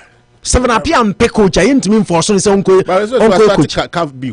Yeah, was started but Kaluanya no crown. And you'll be young who say players are Bobo yes, and you'll be unable to my coach. Samuel Sako for Oye coaching. Why your coach? Bavo Jan or coach. Okay. But yeah, Stephen Appiah says Sika Kono coach. Sakwesi Appiah coach. Tony Abo coaching. Then to be any baby. Tony Bafo and your coaching. There are so many players you can go on and on and on. And you'll be na Ali Ibrahim way. Ali Ibrahim the other so coaching on Dortmund. The Ali Ibrahim. Oh, Ibrahim Tanko now. No. Yeah. No. Ali Ibrahim meaning maybe also say. Ali Ibrahim so kind of. I don't know Ali Ibrahim. So, man, it's some topic. Yeah, Stephen Appiah. I think that Stephen Appiah is somebody. Kalusha. We have to honor him. We deserve to say a bonabaso. Stephen Appiah bra cover the Black Stars. I'm a Black Stars. I be and Black Stars at tea. Now we move bano mo kwaji 100,000 near the other Stephen Appiah crying and for so team no one. Me feel say far better. He deserves a place. We say Safuduku be like I say. When Shandia. When see an every holiday when Shandia. Oh my break. Safuduku in him no. And I don't make him. In him I spoke to him about 2 or 2.5 weeks ago. In him no. Eti obi en Shandia wenye nipa. Sa asem no mokeka kan kra de omunjai. Olele Shandia. Olele ni apianka hwan ni ma de. Enzo olele nye goalkeeper trainer. Sometimes say nipa mpewa samo they find a way because Stephen Appiah you be a sanke cherishing pa. Sanke so Stephen Appiah so pa. Yeah, the way they are treating Ghana's the most prominent capital of all time. Stephen Appiah do yima Ghana Kalusha. Abedi Pele kra nye bio. Abedi Pele was so committed to Ghana, but I Stephen Appiah ye no. Ye didn't throw ball ko bobo ha. Ghana ye chen mu mienu okobobo we ni asad na for play ni asad na ba Black Stars camp. Which player did that? Which player? Obi anye bida Stephen Appiah and ye. So in terms of Stephen Appiah there, I mean he has a special place in my heart because the Appiah yema Ghana no. He deserves to be honored, honestly speaking. I think the current crop of Black Stars technical team, I will say a money role. At least near technical role say coaching ni bibia kra. Ye man a role say player relations officer player. So he will relate and I am Black Stars ambassador. So he will relate between players, FA and Nibia technical team. So into players no negotiations near the crown. We can involve him because he can calm the players down. Cannot be you know how to even convey players to play for Ghana. Yeah, to play, it should be all players they've been there and they know Ghana. We don't honor our heroes because we are beji too many years. That's why Elizato assembly bomb say. Office, special office, mom. Now, liaison officers. That's what I'm saying. Yes, we ambassador more or less. Because what we say now, issue here than Webeck. ene friends Stephen Apia be as a modern. Was Stephen Apia consider no or converse. As a Dan Weber, he was England 40 years no friend. Yeah, Alex Ferguson. Na me kaza. No, Alex Ferguson na England for friend. Na friend ko. Una be chen. But on no singing holiday player. No, can say you are good, you can come and play. And it's a place among themselves. No, can almost to me. I say no, Stephen Apia respecting it's up there. Up there. Player Bia Obobo ne Bia share Stephen Apia TV so. Uti Bukari interview Bia Kwa ambassador guy no ye videos no. Ekoye no. You know, these guys watched them on the TV. They were young. Nti Stephen Apia talking to Suleiman Abuka events Kamal Din Suleiman talking to other players. It is a boy a person so it can make a lot of difference. Because I'm more respecting they've been there before. Owns ultra paper ethos, pathos, egos. So it is a qualification to write, or the person has qualification to write or talk on the topic. He's been there before, he's done it all. So I think Stephen Apia should be rewarded. He should be rewarded. And then quickly, Mamin Kwabritri, na me share one or two issues. Be na first person in America. We see Declan Rice to Arsenal. I mean, there are reports that he favors teams no mobile na Sisiano because as a Chelsea interest no akofom. And there were reports. What about last week said Jude Bellingham is out of Liverpool race. Now they are focusing on Declan Rice. Liverpool Sudiamem. The two teams are BBC rumor no. Eddie was Arsenal and then Newcastle United. And then if Arsenal Newcastle banka one ka be favor him. Untiminyano. Sa Arsenal ni Newcastle. Ka be ko Newcastle. So na scriber. Say. Arsenal ni Newcastle be pe wa be ko Arsenal. I be ko Newcastle. Me wa ka Arsenal. Na me ka Arsenal. On va honesty ka kranya sports. Me ka Arsenal for asem kwana Anopa yi ye bubo mi mbrusi. So and I think that, but Declan Rice is a fantastic player. Yeah. I mean, Arsenal for no. I mean, on Sunday, was it Sunday or Saturday? On match against Sunday, 2-2 no. I mean, or dominating midfield. No, Partey. He made Partey useless. Partey had his worst game probably in an Arsenal shirt. The partner also sunya bad though. So is so check. Na so wo hwa no nyamena na mekana asem.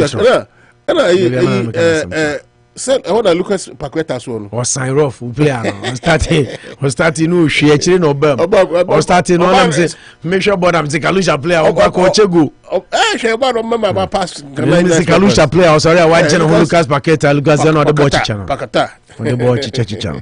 Yeah, I think so Declan Rice will be a good signing for any of the top 4 teams.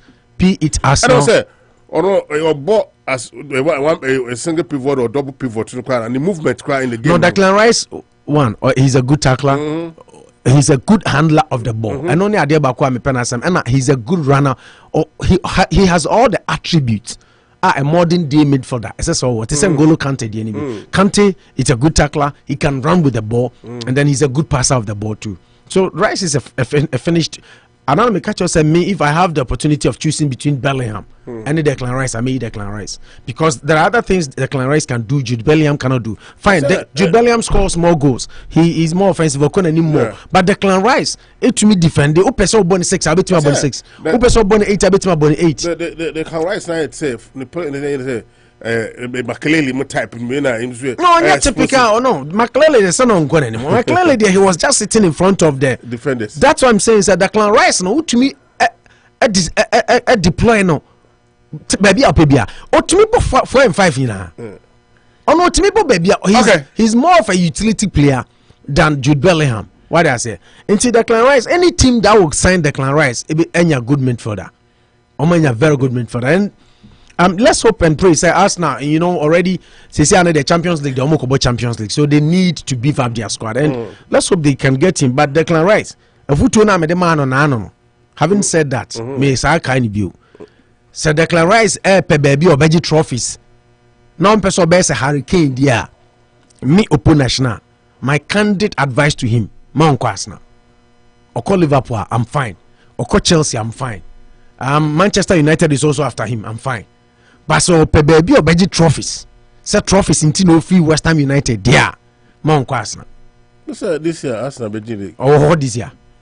But no chance why is we in be Messi or hot this year 9 day wonder na me bisa na say no dey my candidate wa ha Kalusha, I say, why do you always want to pitch me against a sorry penny? Pitch you can be a question. Say me program, program na say utie me ampa dia. Maka say Arsenal League na mo GDC ano. So mo tumi gia. Ombeji bio no. Man kan chero. And so man tumi anye dia. Any adu twem. Because Chelsea is going to come back stronger next season. Liverpool is going to be stronger next season. Manchester United would want to build on what they've done this year. And City will always be there, as you know. What I say? And he said, Arsenal and G League need this year, like I told you earlier. Because on the last now, Declan Rice, I me can say, Sanko Beko no ho say see January no ko bo ma G League they are fine. Because teams may catch us say teams are casing na enya pro start. And not properly Arsenal to that path now. Come ya G League now. Since ya come ma City abe favorite no.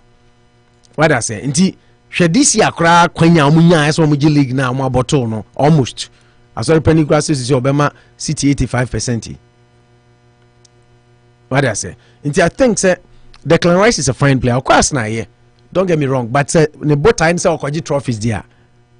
And yeah, because Okope Champions League about there, so be it, he can go. But if he wants to win the Premier League and win the Champions League, and they're on paper before. Okay. Other stories. Yeah, Jose Mourinho to Paris Saint-Germain. I think it will be a good signing for PSG. You know why it will be a good signing? Because PSG will players now, but only Syria coach. A coach that wins trophies. And better control more goals. Yeah. So in as much as Obibeka say more modern football, more tiki taka, and very pragmatic, or ball Monze Mourinho no or Sisano, which me bought to say Burnley coach, you know, the Everton Sean Dyke. Yeah, or no, but Mourinho is a serial winner. So I think say PSG person will win the trophy. Champions League especially. I'm going to try one of these coaches. Champions Europa, yeah, because Europe, AS Roma no magic European crown. But what first ever conference trophy? Mourinho best said but Europe or a good or Europe. And what PSG needs now is not the League One trophy. They want European crown. Should they buy Munich the year Mutantan home and away? A team made up of Messi, Neymar, Mbappe, home and away. Our 1/16 stage. Come on, you know. So they need. I think that it will be a good signing for. Mbappe, do you know Cameroon name? What do you say? I said just say. Oh, you didn't come out. You're educating the public. What a topic about business. Mbappe. I said just Mbappe. When yes, you say Mbappe, no, now I should Raymond I am Mbappe. Cameroon fooding. Google no every demand the meaning of Mbappe in tear just Mbappe. Me am a research. Now say your research can be challenged. What's Google? Google not be for challenge. Say me kasa I can. No, you are no what can. Na me can go na different. Kwa na masabe catch you say different. Mbappe. Go ahead.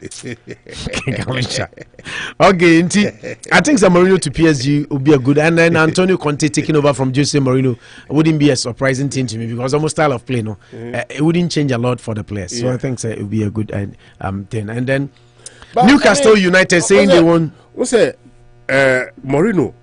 Will be to get better out of a player, but Conte. No, Conte is okay. Tottenham. Highly temperamental. Mourinho is the same. Mourinho won't talk and say on Temi Abraham. Conte crowd they are protective players to some extent. Sometimes they are not their memo, but you need to do that as a coach. That's why you are modern day football. More coaches no toothless bulldogs. To mean kasa. To mean blasty players. Back in the days, Mourinho to me say these players are my untouchables. Who ten bench kura wa catch say when players makuma watch you the omo your untouchables. Michael Essien, Frank Lampard, John Terry, Didier Drogba, Branislav Ivanovic, Ashley Cole, Peter Cech. Oh, but catch we said these players into Bobia who say Peter Cech no umpraya who ye kura wunya bi na. Michael Essien umpraya wunya bi mo. You see how long Mikel Obi he had to be understudy too. Michael Essien in Pietro do answer. Yeah. Nicolas Anelka a French national lefty Malouda. Yeah. So inter Mama coaches ni nyoma juma. that is why they are coaches. And then GG players so too much. And I know Pep Guardiola and Kevin De Bruyne and Jan Toko Kakray. Oh, De Bruyne about Sababa. So Mourinho by. I was going to Newcastle for story number and I'll call for I say he gets the better. But Ivan Toney made Madison and he was Declan Rice and one more player and I will say Newcastle for Pelmo. I think Newcastle coaching has done a great job. Kalusha, he's one of the few English coaches what go beyond the odds.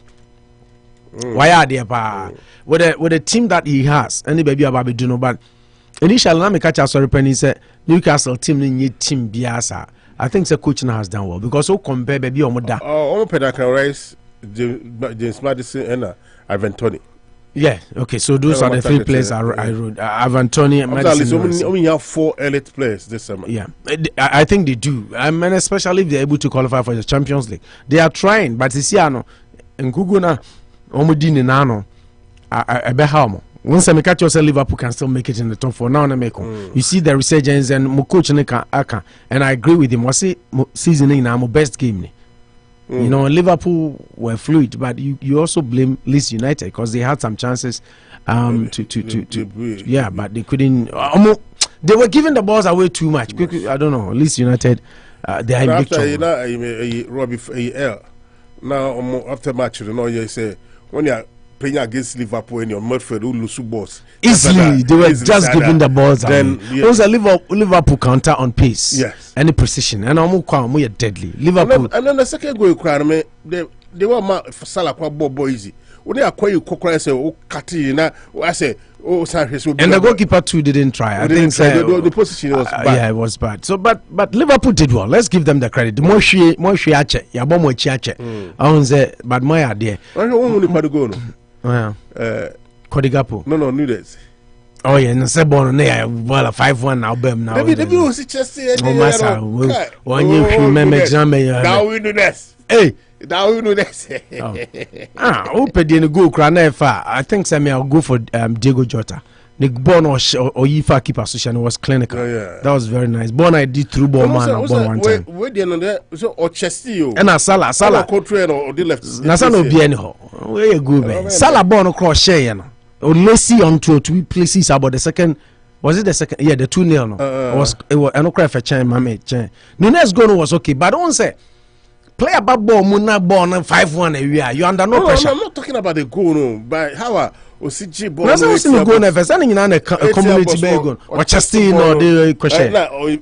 Massas, man, Salah go na fetch. Me the Salah go no.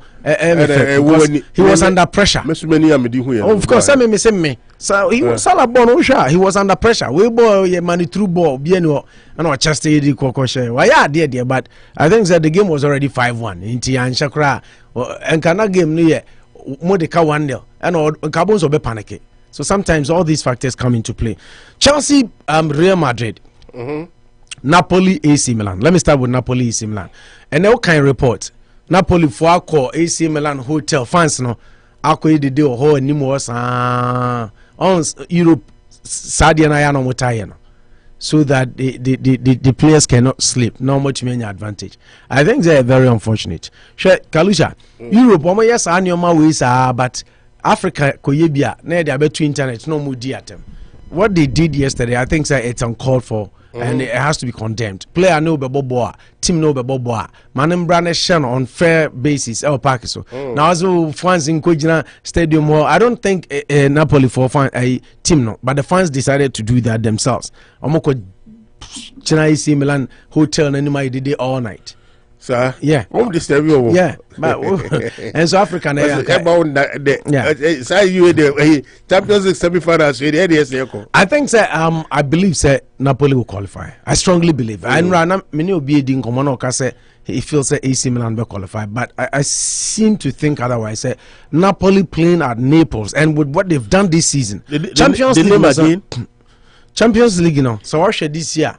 Bola Omoboa. What's Napoli playing at? Omobofie. Oh, okay. Napoli Ebofie. Seno ano. Oh, okay. Obviously obe trapo me, right? Na wasa prolongo komono mi wi ano wasa be kasa mache. Oh, in because my moody now. Napoli omubo fie no Kalu a tough game. You know, a tough game for AC Milan. But I think but Victor Osimhen entering me because we were proud. Victor Osimhen is out of the game. Yeah, no, that's the last say you call Bobby. We know your master tier, but I don't know say this time around no we try to recover now, we try to Bobby. Wow. That's once ahead. Osha Omo Champions League runner. Omo go home against Frankfurt. Omo share 3 unanswered goals. What I say? Omo share Frankfurt 3-0. And I'm say call Germany ko share Frankfurt 2-0. And I'll come back now ko time now omo ni mu share na. Momo share omo 2-0 away. But home omo share mo 4-0. Yeah. Eti omo home no it's been crazy. And omo share Rangers. Like why invisible omo. Yeah. Rangers and so omo share Rangers 3-0. Enti home no omo boy no omo share mo 4. Omo share Rangers 3. And I'm share Frankfurt crowd in there knockout. But Oko Baka, Omone Ayas, Omo share Ayas 4-2. Into Omo home in the group stages no. Anna Napoli crowns almost away Ayas ko share Ayas 6-1. Yeah. Ayas they've been in some crazy form. Liturgical. Into group stages no. Yeah. Omo share less than 3 goals in a game. Less than 3. The Omo anya dey cry 3 goals e and now move back knockout stage. I'm on Frankfurt. I'm try Frankfurt 3. In this Russia, Napoli apart from even away games, no home games no more boning in now. But Ukraine who match 2 goals. They score more than 3. In terms of this game now, been say Italy. But it is still Europe. No, I'm saying Europe. I know. So and no, and yet say we are free. No, but still, I know if you are doing analysis, you have to compare their European form. I mean, prospects. Their European form, and they've been very diminutive at home. Naples on it, they've been fantastic and phenomenal. And I think that that's a very nice I personally believe it's going to be a crunchy game, just like you said, because they are all Italian teams, and anything can happen. But I believe that today, judging from what I've seen so far from the Naples team, me feel so carry the day. I think so they will cancel the 1 goal deficit and go ahead and qualify. The likes of guy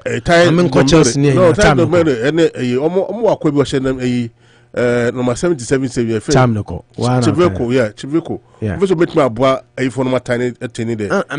I have already made my point. I think Napoli will qualify. Okay. I think strongly that Napoli will qualify. I think so one day no, just a slim margin, and I believe so Napoli will qualify. Once now Victor Osimhen, he hasn't been that prolific in Europe. He has only 4 goals. Yeah, Champions League or just 4 goals. And Olivier Giroud saw 4 goals. I think that they should be very, very careful of Olivier Giroud because Giroud score important goals. On important goals pa and match here pa no and not tanshi goals. Until say Napoli sheni. But I think without said and done, I still believe that Napoli will qualify. Chelsea, Real Madrid. Obibeka say a foregone conclusion, but it is not foregone like that. I think that it's a game that has so many factors to it. You are playing the kings of Europe, 14-time European champions. Last year, free move. This year, commanding lead, 2-0 advantage. Remember last year, so I'm share 3-1 on Stamford Bridge. So before the second leg, no more 2-goal margin to say we know. And then we went there, scored 3, and then last 9 minutes we let them back into the game by them scoring 2 in a better 3-2. So we won. Real Madrid then share Chelsea home and away that. That is why the last time I make say game no dey be winning there, and I still stand by that. But you guys play well in Santiago Bernabeu. Yeah, by your say chances. I'm just saying when you go to Santiago Bernabeu, my performance here top notch. Unlike 2 years ago, we played well at Stamford Bridge. Show me 2-0. Oh, okay. You ball draw. Okay. And they show me 2-0 Stamford Bridge. Yeah, 21 now you winning Champions League. You know. Yeah, show me 2-0 Stamford Bridge. So it is possible, but you know, Chelsea hasn't been Chelsea that I on say and now T Frank Lampard now be some T Frank Lampard. Minko T no. On say among versus Chelsea are broken. Now the team is broken. I saw very sadly. I saw a video of Ghana and guy be burning the Chelsea jersey. Enra, somebody sent me the video and I saw it. I was very sad. And, you know, everybody controls emotions differently. And maybe a team na could do no. So when you be a Udo team na, you might do that. But then I ask myself, say, why any supporter of a team? Team no enkwa I was wrong. 5 minutes. Yeah, that's right. Team no was wrong and now you're supporter there. Then what kind of supporter are you? What I say, a supporter supports the team whether in good or in bad times. And see, Kalu, Real Madrid, Emma, Stamford Bridge. They usually score there, but like I said, 2 years ago, they couldn't score. We kept them at bay. Chelsea beat me a qualifier. We have to score in the first 20 minutes to put them under pressure. Because when you do that, Real Madrid will start to be extra careful. But say Real Madrid they can shake Goa. Chelsea totally out. Say Real Madrid and Karim Benzema should be marked very carefully. What might spark Chelsea's victory? I say Todd Bowley wadam for no. And now you need Brighton ball and Tantana boy. If he say Chelsea cry, me support me who see a ball like times harder. Now one could tackle Karim Benzema, who is going to tackle Federico Vivaldi. Now they call no money. You lucky go now. He be free bench. What did he go? Now come on, you cost time for Santiago Bernabeu. Didn't all these players play? Maybe I'm Baba performing Santiago. Ibia na ye dey ntimi perform. Omo Santiago. Oh, you put a omo ba we. Omo ya dey Santiago. Check their record this year. Okay. Oh, for sure, mama ya dey away because omo ba Stamford Bridge. Yeah, ko ho see Santiago na uko. Some ko show. Yeah, na afraid they outside the bar way. I say away some more money. I sorry penny me that's it. I sorry penny. And I remember my banner. You be show me for. No, me can say. I mean, if Chelsea should qualify, a miracle to me. And almost beside Frank Lampard says Chelsea to me, would this be special night than the almost year in 2000? Time Benny first one. 2012. What? First one. 2011. The Matthew. 12, yeah. Almost beside because on the sad time no. You could have terrible results against this same Napoli. Sad time na Lavezzi ne is a striker or Napoli or Manchester everything. Cavani, Lavezzi, Cavani. Most of the time that they were in tip-top form. Omuko share or Andres Villas-Boas, Ed Benchy, Michael Essien, Frank Lampard, Didier Drogba, John Terry, or Benchy, senior players now. Then Kolanko boy Omuko share. I think almost share 3-1. So 3-0 was the same. 3-0 was a 3-1. And a Chelsea bet any tie no. You bet show 4-1. That was Stamford Bridge. And you know a semi-final. Barcelona. You share 1-0. That was Stamford Bridge. And I will be in MCU. And I red card. Okay, Didier Drogba. Saturday no mas 2-0 cry. Almost 2-0 plus penalty na Messi say penalty no. And I you take back Ramirez. Sa lob go no free me so that until 10 against 11 2-1 sa omoko peted go a omoko sha anye ya ya ball 2 more Fernando Torres adano 250 million pounds sterling na ya de to no nyina ha o kai sa go o de ko take nti na omo bisa ogotwe goalkeeper nti na omo bisa Lampard say are we going to have special moments like this and I say no night no ade ko no ye nenye hu I don't want to be cheap ball if I keep goalkeeper. Fernando Torres. No, so once at time, no, not Torres need confidence. Once a born Obemo. Once that don't mean start games because of Drogba near there. Into Obem. And once a lot of pressure was on him. It is that time, no, he didn't want to try anything spectacular na uncle far. You know, and on one at the born about 2 goalkeeper. Until now, our leverage so between me actually. Na nya say true boy ya boy ma na opia fa keeper no ho ono an ne pia ball no so ade ye den e de beto no nti no hu so betimi atwenti na otwen you know and that give us that good no pia too my call final call she buy kwan e fa so e gi sa trophy no it was unbelievable because look at the time that Bayern Munich even scored the first goal now he drew back sa kotika or no kotika we no sign e penalty. Okay. Yeah, and Ian Rubin, Kobo share Peter checking them. And then we went ahead to penalties and we won. And see, there were so many things that happened that seemed very unreal. And see, I think say Chelsea beat me in Sanchirania. It has to be first 20 minutes. And I'm happy say Frank Lampard says Chelsea has nothing to lose. Until you can sit back and defend because you call Real Madrid on the amount Real Madrid share and it's a Kalusha. Chelsea defended. You started your ball that day, but starting we gave them too much room and too much respect. And Sanko Krafo of Toni Kroos, Lucas Modric, Sanko Krafo too much freedom on the ball. They will kill your team because but if you press them, then you force them against thinking. So I think that is what if Chelsea stands any chance of beating Real Madrid today. Man, what I want and they say we have to play for our dignity and our integrity. If not winning and qualifying, if not qualifying, we should win the game. Yes, share 2-1. Yes, share 1-0. I'll be glad that at least home and away, Oman share it said almost share Liverpool. No, what I say? I think Chelsea should be. But having said that, Kalu, Real Madrid the team are winning Champions League watching team bia. On the year Manchester City last year. Last year almost share Chelsea, almost share City, almost share Liverpool. Almost share 3 teams ning out to us. So, share Madrid and so easy. Easy because they have experienced players who knows how to calm down nerves when it matters most, who knows how to find their way back into games. Kokrafo any Karim Benzema, Toni Kroos, Luka Modric and Karim Benzema, and now Omwakwala Kamavinga. No, that boy has emerged and he's phenomenal. And I'm hoping Lampard might be able to revise his tactics today, because Yakohono Tony Kovacic now said Real Madrid is happening. He was awful. Phillips was awful. Players are near it. Raheem Sterling was awful. Players are near it. Down say to me be that day no. To me any Anya she Ngolo Kante Nkwan and Finfi. Even that was the worst gamer. Enzo Fernandez ebo. So okay, the only thing that can do the trick for us. The only thing that can do the trick for us, Kalusha, and he say Chelsea. A close marking. Don't leave Sanko Krafono to get the ball before you go to them, because they will either make intelligent passes or you would have to give away free kicks. Close them down. Don't give them that chance. Reece James had his terrible game in a Chelsea shirt against Real Madrid. Vinicius Jr.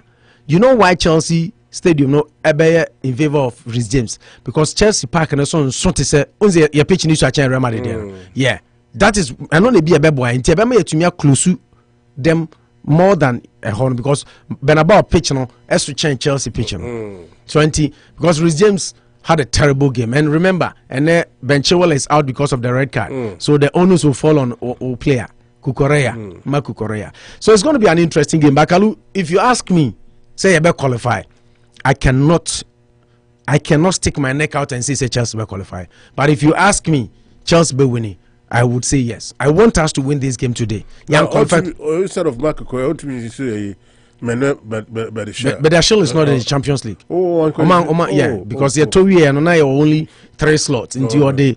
Enzo Fernandez, Lucas, boy and friends, Mudryk, Enzo Fernandez, Mudryk, and Madueke is registered. Yeah. Enzo Fernandez, Mudryk, and one player, and we had a few spots. Okay. See, I think that it's going to be, but sometimes Chelsea can do the unthinkable. And Mary Fiadia Bakwana Mebeka. Unim say Chelsea own an dressing room after a win against Brighton, because spend 1 hour now against Brighton. You lose against Brighton. Yeah, of course, spend your cocky can drink players no, and then go on the BBC. You know, was it the headline say or catch players and say we are embarrassing. And come man who come back as a brofo another UK. And I'm going embarrassing. I'm saying, you know, what is that? You don't say embarrassing. And I'm saying, hey, Kokus Mawus and Siana Golaya started. I sent to Ghana. I say embarrassing. That's not how we say it. We don't say what is embarrassing. What is embarrassing? Yeah, but I think that's the headline. So for the owner to tell the player, say we're embarrassing, Kalu, it tells you. Intianena go.com for say that might probably ginger Chelsea, but as to whether it will or not, we'll live to see. But I think that Chelsea should win. Maybe a young qualified crowd, share match, just for your confidence, team integrity. So we wouldn't have it Real Madrid that share home and away. But anything can happen. But qualification, the Real Madrid, because to come up 3 goals unanswered against Madrid and easy. We tried it last season, right? Yes, 3 no, but they came back 2. Intina Mega said to score 3 unanswered and easy. But I think that in terms of qualification, the Madrid will chance. But I want Chelsea to win. But anything just like Taikano in association football can happen. I'll be the happiest man on earth if we should qualify. But SL face reality task and easy. Okay. Opo na shana what's in kano. My Facebook quickly. The messages are Modiabano. Menken kind of ye few who are now fee yati asi politics ni mu na bibia tumi akọ nkan waso gusua wotie Unity Radio na onkomo twetwen radio yo boy hwenkomo ama bibia tumi ekọ kama mame ko da me ko chale na yisu asa ayasa babie mo hi onipa why for the so oh so the kind of message what is kind for this is African American oh that my mama Alice call I say good morning brothers. I hope all is well with you today. Today's discussions, thanks. I'm here. Hope Opo is not being mischievous this morning. Paul the Soso. As it comes, good morning, Unity Radio. You guys are awesome. And as it comes, special greetings goes to you, King Kalusha and Opo National. And also, Opo, please, that's why I always say the whole nation is corrupt. There's corruption in every sector in Ghana. Yeah. Football wants some more kind of. And as I can say, everyone wanna take advantage over everyone. That they think that is the smart way. And osmosis, Abebu, or say Herbert Mensah was the best chief executive in the last 30 years. Osmosis, my body osmosis. And Isaac Mensah, I say Arsenal can't win the Premier League. Osmosis, anyway, Herbert Mensah was there. The best. I mean, Herbert did well. Herbert did branding, but we are kotoko na nenye. And there is on we are kotoko. I said Arsenal can't win the Premier League anyway.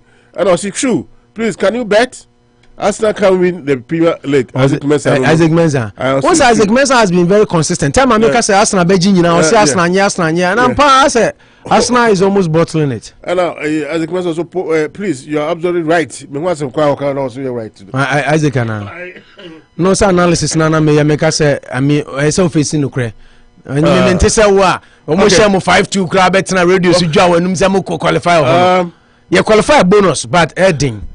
And I think Mr. please, trophy about Arsenal to say the Jones about why? And I think also so interesting. No one is talking about the part where he said he used his pocket money to pay for press tickets. He used his own money to pay for bonuses. Yeah. Opo, do you remember the Black Stars virtual collapse after that Mali 2022 Mali 2002 fiasco? Yeah. It was terrible. It was terrible. We couldn't even qualify for Tunisia 2004. Yeah. It was Apia who devoted himself to bring the team together. Yep. The end results were the 2006 World Cup qualification. And now, Stephen, also good morning, Opo. So the educated football people are the ones managing our football. And on my come on. You here. So it was better to spend $700,000 on 7-member committee, where the winner of the league takes $25,000. Educated they people can't even pay our referee. When I use you, I be educated fools. Yeah.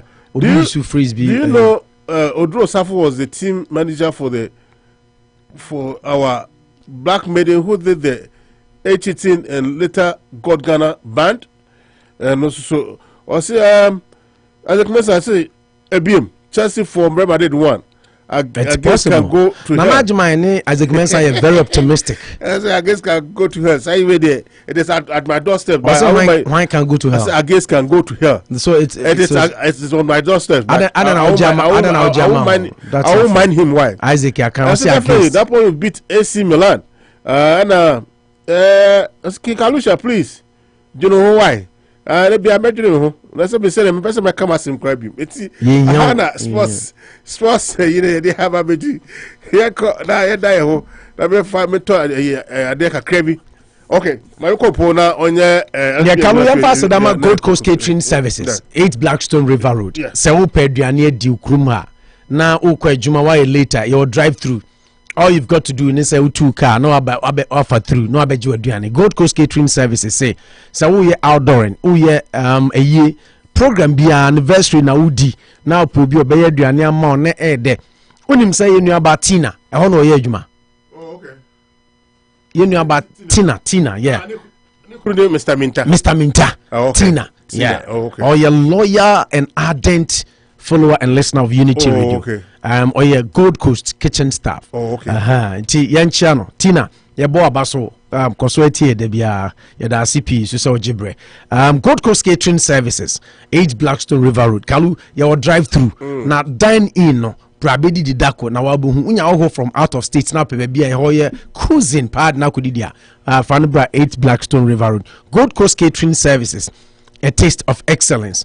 Dream Africa Market ana medu kwa kudri. Dream Africa Market ewo 369 Bencote Street 369 Bencote Street eho ena ewo Africa Market aba sese ne niam na efu chen bia sa wo pe jasmine rice yellow bag no yellow bag no kalu wo pe bia to a kese no 50 pounds no just $38.50. What they say America say ko 369 address no ne ko hwesa me boa 25 pound bag no or the bakoje $21.50.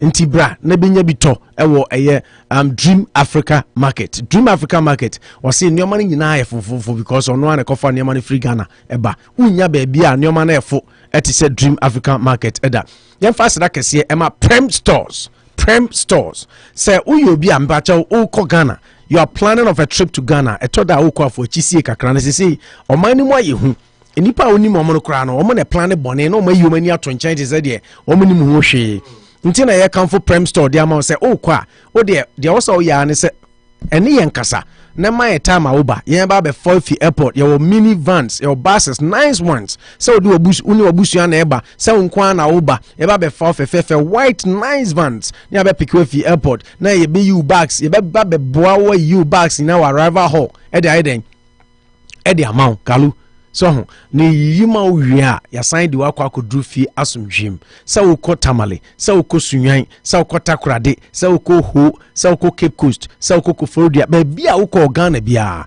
ye cars na ye brand new my catcher said ye ka Prem Store a American made, American operated ye juma efo ni bia ye professional very because ye one of you nti ye to wase offer Ohineba K Ajiman General Manager Operations our USA obebo details ni information bia ohia bia ode be ma onemom se opese oni ekasa na buku yen na be for airport a friend 0274 437 958 0274 437 958 mpacho mi si number no so bio 0274 437 958 bebia ukobia no just call us and my catch you say o de work cars if you kra ma Prem Store udu airport dia yem fa nkodu fi asomdwem mo obi ehon be hu ano aba what I say because madam fu bigalu na no crash bia oko ekwan so na manfo say no onipa na obefa no no wa ya arrangement amalai say Ghana yehu so hu Prem Store dey say that me kan no he obetumi ono yire na wa ha o yire obetumi ye be GPS obehu ba bia onam bibia na ye security conscious because say that me kan ye ti abruchire nti yenim zoye na ya ma fe friend na ene yenkasa said me kan no na ema ye hu time awoko ye bo no so da form na obetumi atwa usika no wa ha kran sa na wako obetumi atwa no so use any of the money transfer apps no ebo no da form no atwa o Ghana man nti oba be do no na ejina ho ye ne airport for link tie be ba inside abebo na be you bags nyina ma na smooth transition na edo akodu fi asomdwem so per further details bia from Ohineba K Ajiman 774 262-9243 774-262 ofremi papa na obaje so na 9248 sorry 9248 ofremi na abetumi afremi mame Eunice A Ajiman so number is 774-312-4614 774-312-4614 ofrena ono so ebeje so Prem Store ono so boy chidom ene ye this segment of the show de bramo yemfa seda kisien Emma Faith Marketplace chairman kudwa yie ne ba so kayo Kai, so Kai, May 21st. Thank you. Sunday Memorial or Stafford. We are 2K. In the meantime, what's some country say bra Faith Marketplace. Baby a digidididra because nyame oho. A bonus so da form kama. We kontonchi asantiaba kusemunti no tumfo ni ho a mampon hene ene toso mienu. Ti e base e won nyoma nuane ne. Atawakujo yo hene. No, I don't know. Oh, okay. The Mikasa Santia Bakusa. Once I told you, Mampohine, second Yansana, Bantama Hinabo, Mampohine. What I say? Iti Mampon, Asantia Mamrenia Santinioma, Intimitressa, Nioma or Ho. Iti Chamankujo Kono Kofania Maneba, Maza, Bibia ye super duper, papa, bra, Faith Marketplace, Nebedu Janina, Nkane Faith and Hope. Say under the management, the beautiful management of Chairman Kujo, and ne Obama fair for Juliet, bra, Nebeduja, no any First Lady Juliet. Who said, baby, how could Todia cry, Ghana for Subai, Yemu, and respect to, but near Tiatian, but Massa will be do Faith Marketplace, customer service, who say yes, Chairman Kujo, and a some business, I say. What I say, Intibra 196 Lincoln Street, Nebeduja, na wankasa you never regret you did. Omo 9 and omo taichi me this segment be for. You remember say you never walk alone. Afa my men call you anu say oba be dija na o kwa bibia ebeto nti no. Tawakulo ya obia asidan komam. Nita time so na emre no. Enti opo make 4 stories bi abom na mama di huduma na mama 15 minutes. Me we are the next 4 minutes story no na masama another 15 minutes na say emre no to me I economize emre no enche e ko Ghana because say my enche e benya oba third oba obey chief justice and ka we pay Unity Radio ye pro so they say my be friend get to tokono they say na akufuado a person say oba be di chief justice okay papa a friend kwasi chief justice a friend kwasi any yeboa obekọ retirement on 3rd May eti mami na e dey ni di eba between say Supreme Court udu ha ya for so ma call retirement and wa call retirement mandate is 70 years retirement article 40 for 144 no and I say omo the parliament na me approve until papa na di 70 years until na okoyes oko mandate retirement no until na omo because I say there any mandatory America there one ofu say wa ho di ntumi bi ma na until Ghana the constitution no wo say eso woko wona mche no e ka say ba nye say other service na be 65 day we dey 70 woko no dia na say woko oko jiwa home na bibia tumi eko nkan but I don't know say parliament mom now we use article 144 no subsection 1 no, of the constitution no ma approve ma me no na obebe chief justice na nkan from say Akufuado eba be na bem they will be the 3rd appointment obe since obebe president 2017 and I dey ama no upon Joe Wise. Question be na bisa. Joe Wise was saying Guta, Ghana, you know. No interest of our story no. And some of Joe Wise say traders no. Ye di much more din pa na de bia no. Na ehye omo ebo. Bibia no matutu na de. And okaka watutu bi mane Guta for na Guta for no say Joe Wise to me mecha almost so mra me po macho me dinya ka bum na waka yamam na Joe Wise asma waka ne say omo ntu entra on shesho o bo na am to be ka se Ghana emuaidi na ade ne tiso ayese also tiso bi na mkofo so che say yes ekokoto ya ade a first import duties na dadi na na eye and that so akwa banta ye free wa ye fa eni nche ECG kra kwa kopim say ECD abrantie bia say wo ba bedwuma odi atitime na amafo kra fi say wotumi nya adwuma no all boy adwuma no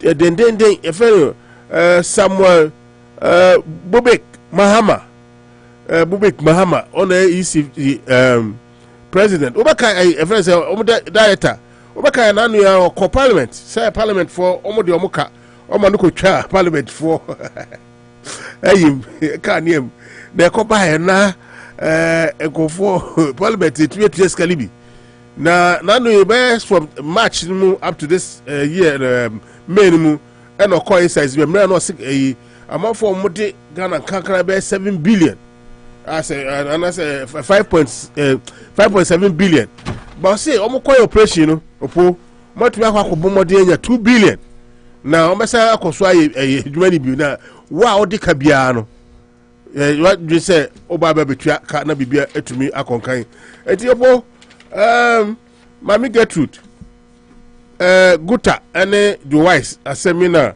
ECG manager also etumi akwaje ska free omo na omo de ne ka enti na omo ntumi nya ska kwantumi fa run the business of ECG no wa hotu akwaje 2 billion mra na ska na na amafo ewo no 5.7 billion Ghana cedi no wetumi agemo 2 billion no ma etumi akoso opo science we mama 15 minutes for this of the so movie how many stories 3 or 4 4 there be new Chief Justice Joe Wise versus Guta Hana ECG yeah 3 so Joe Wise story na emienu we dey anyway dey enter one okay until they are fina and I ever no it's okay you say okay what the one dey na kan can did say or there be any win okay quiet yeah me we now I think say because story in there can be all the coming crime with my baby more depending do your politics and let us do our policy. But say no prime yeah. Ti mami running through in quick na. And only hear me pa but not Joe Wise story no see a story. I wanted to really take time and get into that story because they hear me. And only everyday living of the ordinary Ghanaian both home and abroad. That's right. Sabat Guta, a Ghana Union of Traders, Ghana Union Traders Association, Ghana Union Traders Association. Only Guta no. Into only determine prices of goods near the only are buying lazy in terms of taxes near them. My starting home, my main fan no any preko. Me read this story no. And Joe Wise, see omutimodin. They don't think about the country. That's right. Na enema bo kosra. No more to tunium. Enema bo bafoma. Omo ntinium so taxes nso so kra na omo nya den omo ntua enti adenti na ne nyina akoba because unse ye kan say omampani nanado e de taxes miensa parliament pass or sign and right to bill excise tax and new miensa maybe we can bring them up into signing is adian and a good for no e problem say adenti na say omampani san to excise tax mu and I say Ghana is to excise tax mu that is going to be unbearable for the ordinary Ghanaian especially omo businesses no and on Joe Wise and so kasa na ono so ka say omo ni moral right say nka mo kra no de ye ka tax asem say we complain and ka mo no mo guta no kra de also mo ni moral den Muna right senko mokebi. Nani reasoning and they say also they don't have the moral right to complain about tax hikes, alleging that members of the association under declare.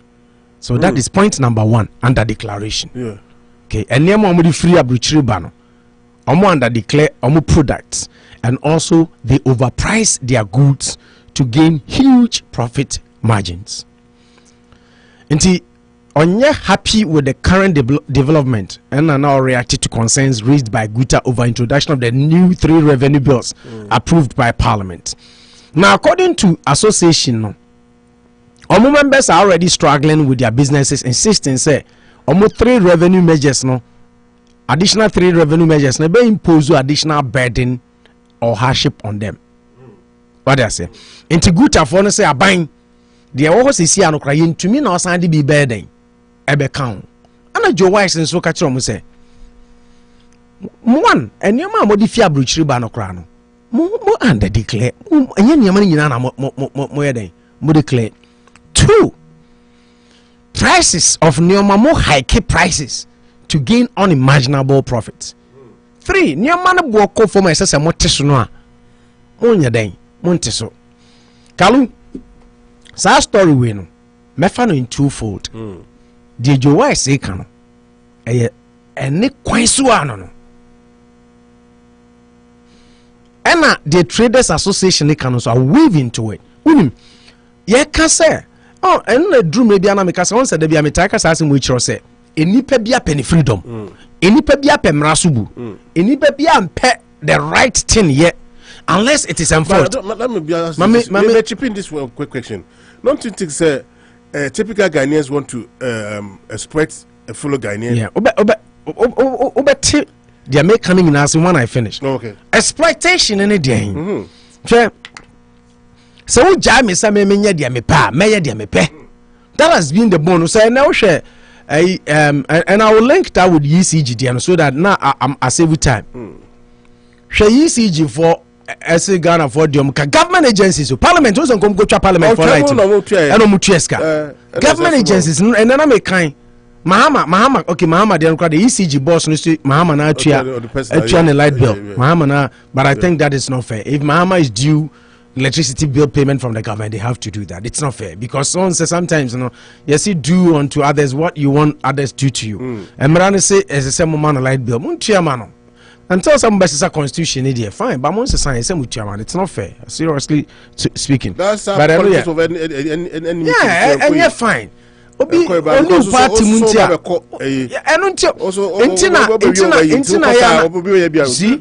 to others what others so right now what you are doing if NDC should also win power na do kwa no almost with the na ye cry da bia na your development issues as here discuss about na electricity bill from ex government na betra na ye ka NSSN ka topic so but moving on Ghana ni bia wo jani say enye Ghana ni intina meka say psychology determines and the psychology tells us that every human being is lazy, every human being is selfish, every human being is unlawful. So we giant say ma ondi mnaswa obey the ope.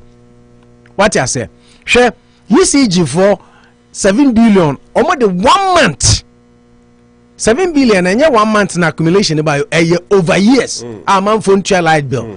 But almost just 1 month checking no full 1 month crap. But 1 month almost they recover match up to April. Almost they recover saying 2 billion. Because what? They took what? Drastic measures. Action. Thank you. That's the internet because I made the Joe Wise ni we mu dia no befra. So ECG who said no, I've the company ni collapse. Aban agencies crazy so mutu omuka aban provide sika mo ko mo nya den. Parliament light bill nya parliament na the money scam, the allocations are made. So why are you not paying the light bill? What are those monies used for? Because any MPCC can ejiji the more mutual light bill. What's my point? Yeah. But ECG for moving here. I say great cone order your move. Yeah. Over to make say electricity. Oh yeah. Senate. Senate. And Worcester. They won't even do that because how many say you should. They won't even do that. Yeah. So my point is, ECG for taking action. Kaluya no my day. Omo recover 2 billion out of 7 billion in 1 month. 5.7 billion. The Boma recover so much. Obviously, can you 5.7 billion? And Omo recover 2. Into like 3.7. Into the next 2 months, Omo cost we exercise we are. In 3 months, and run me tea up and be kusi bibi. When you must smoke on no crassy and saying ye see Jim Penny for Neddy. For what? For so much a company in the cabat ubisa who say one intia state agencies now the Sunday carcass here. State agencies now officers. So my point is you said you for taking discount you said you for obligations they don't do it. Yeah, the point I'm trying to draw, the line I'm trying to draw between Juwais ni Guta ni ECG then say ECG taking steps no 1 month people they recoup saying 2 billion. 2 billion. Now Juwais say Ghana Union Traders Association for air under declare. So Joe Wise is not just a mean person or a deputy speaker of parliament. So for him to say this, he knows what he's talking about. They under declare. And Anna and Yamanu Somoba Mutumu boom boom. Yatin Yamanu Sosua. Yatum the anoma dollar near you cost the anoma to me at Teso Monteso. And Tina make us fun in twofold. As no can hear fantastic, no credit. But then the question comes back to the American psychology. Say nipa bia ojane se onye de opa obede. Inti mona mo ye abino. Mo interest any say who protected the interest of the question is how would you even allow the traders to the Professor Anki suggestion say Nana for us even for the shocking of our we should have a currency board. And also can say we should also have a regulatory body. This is not currency board. Currency board they only determine the exchange rate. No economy any 246 regulatory body. I better regulate the pricing of our commodities. Not you don't put the into the hands of a trader. And check away. So that is the point I'm making. Say one we a buying, one Ghana for Obama on se kujina ya nemu na mun protect yen ordinary citizens na ye vulnerable no ye interest. Nti say who ye deputy speaker of parliament, you are not just a mean person, we nipa odimu. Now be catch me say good afford ni moral right so omo kasa. Moral right na omuni no. Why na omuni sa moral right no? Because you are telling me say they are doing illegalities and that declaring staff a report illegality. Charging undue profits illegality. Meanwhile we are aware until you addresses our issue no. Na omo etua omo taxes so mutua. Na omo tin niema no so where they have to because of the exchange rate. Any other factors are more ebo kosoro. Na niema no so omo ana declare no so omo tua the right duty no. Unim dada wo. Ana watena se na watia da ana say okay. Sesa na tie dia nkofo mo under declare omo nioma. Nkofo mo ntua taxes ai so mutua. Nkofo yetu nioma omo gi emfaso boom nti de meya ne say me so mesan increase taxes na ma omo. Nti we increase tax na wa ma omo kwan de omo ye na omo gusu ye o. Nti now that the taxes are going up, dey biem no besan he. Omo tu. Omo nti hwan na besan bre? Inti guta no kura ona na ekun sezi ase guta isu se no at the end of the day no guta no on lusu hwe Ghana Union Traders Association no omo lusu hwe ba wo kaluja otiwe ene me opo national ene ye be lusu bibi because ye na ye the consumer ye na be ko guta for no kofa ne ma ne ba ye na be san kwa akoto. You see why I say sometimes Ghana your problem no a solution inclined problems are woni nyina ye solution wo ho. But solution kalu yemfanya den yemfanya juma say aban na hu say among for the number ba under declare there should be strict measures to prevent that. Aban na hu say ya tutu omo di nema ne ba omo tutum bum bum ebi ne emo asema na mekan yellow jasmine rice say has to be atone the obi an the price. What I say if we are able to have a conversation with Ghana Union Traders Association. Say a bag of rice, okay, you're charging me say estimated price, okay, wait to me there between 21 to 25 cedis. Until be on pen for so be brina or person in name contem no bet you decide to be 21 cedis. Obi bet me the add 22, obi 23.50. Obi so bet me acquire drew baby a year maximum no. Na 25. But some come away dakro ebe say nya a year friend saying Christopher Dote. So now your ship no ma ko Ghana. That under declare now kanu. Na ko achechi mu say no kwane there. How did they detail? No ma e de kono. Ti kaluma me mo ha Christopher Doche dia no. Eno no nye under guta mainly. When you omo declare say household goods. So there is a difference. A port na says for no betumi anya no.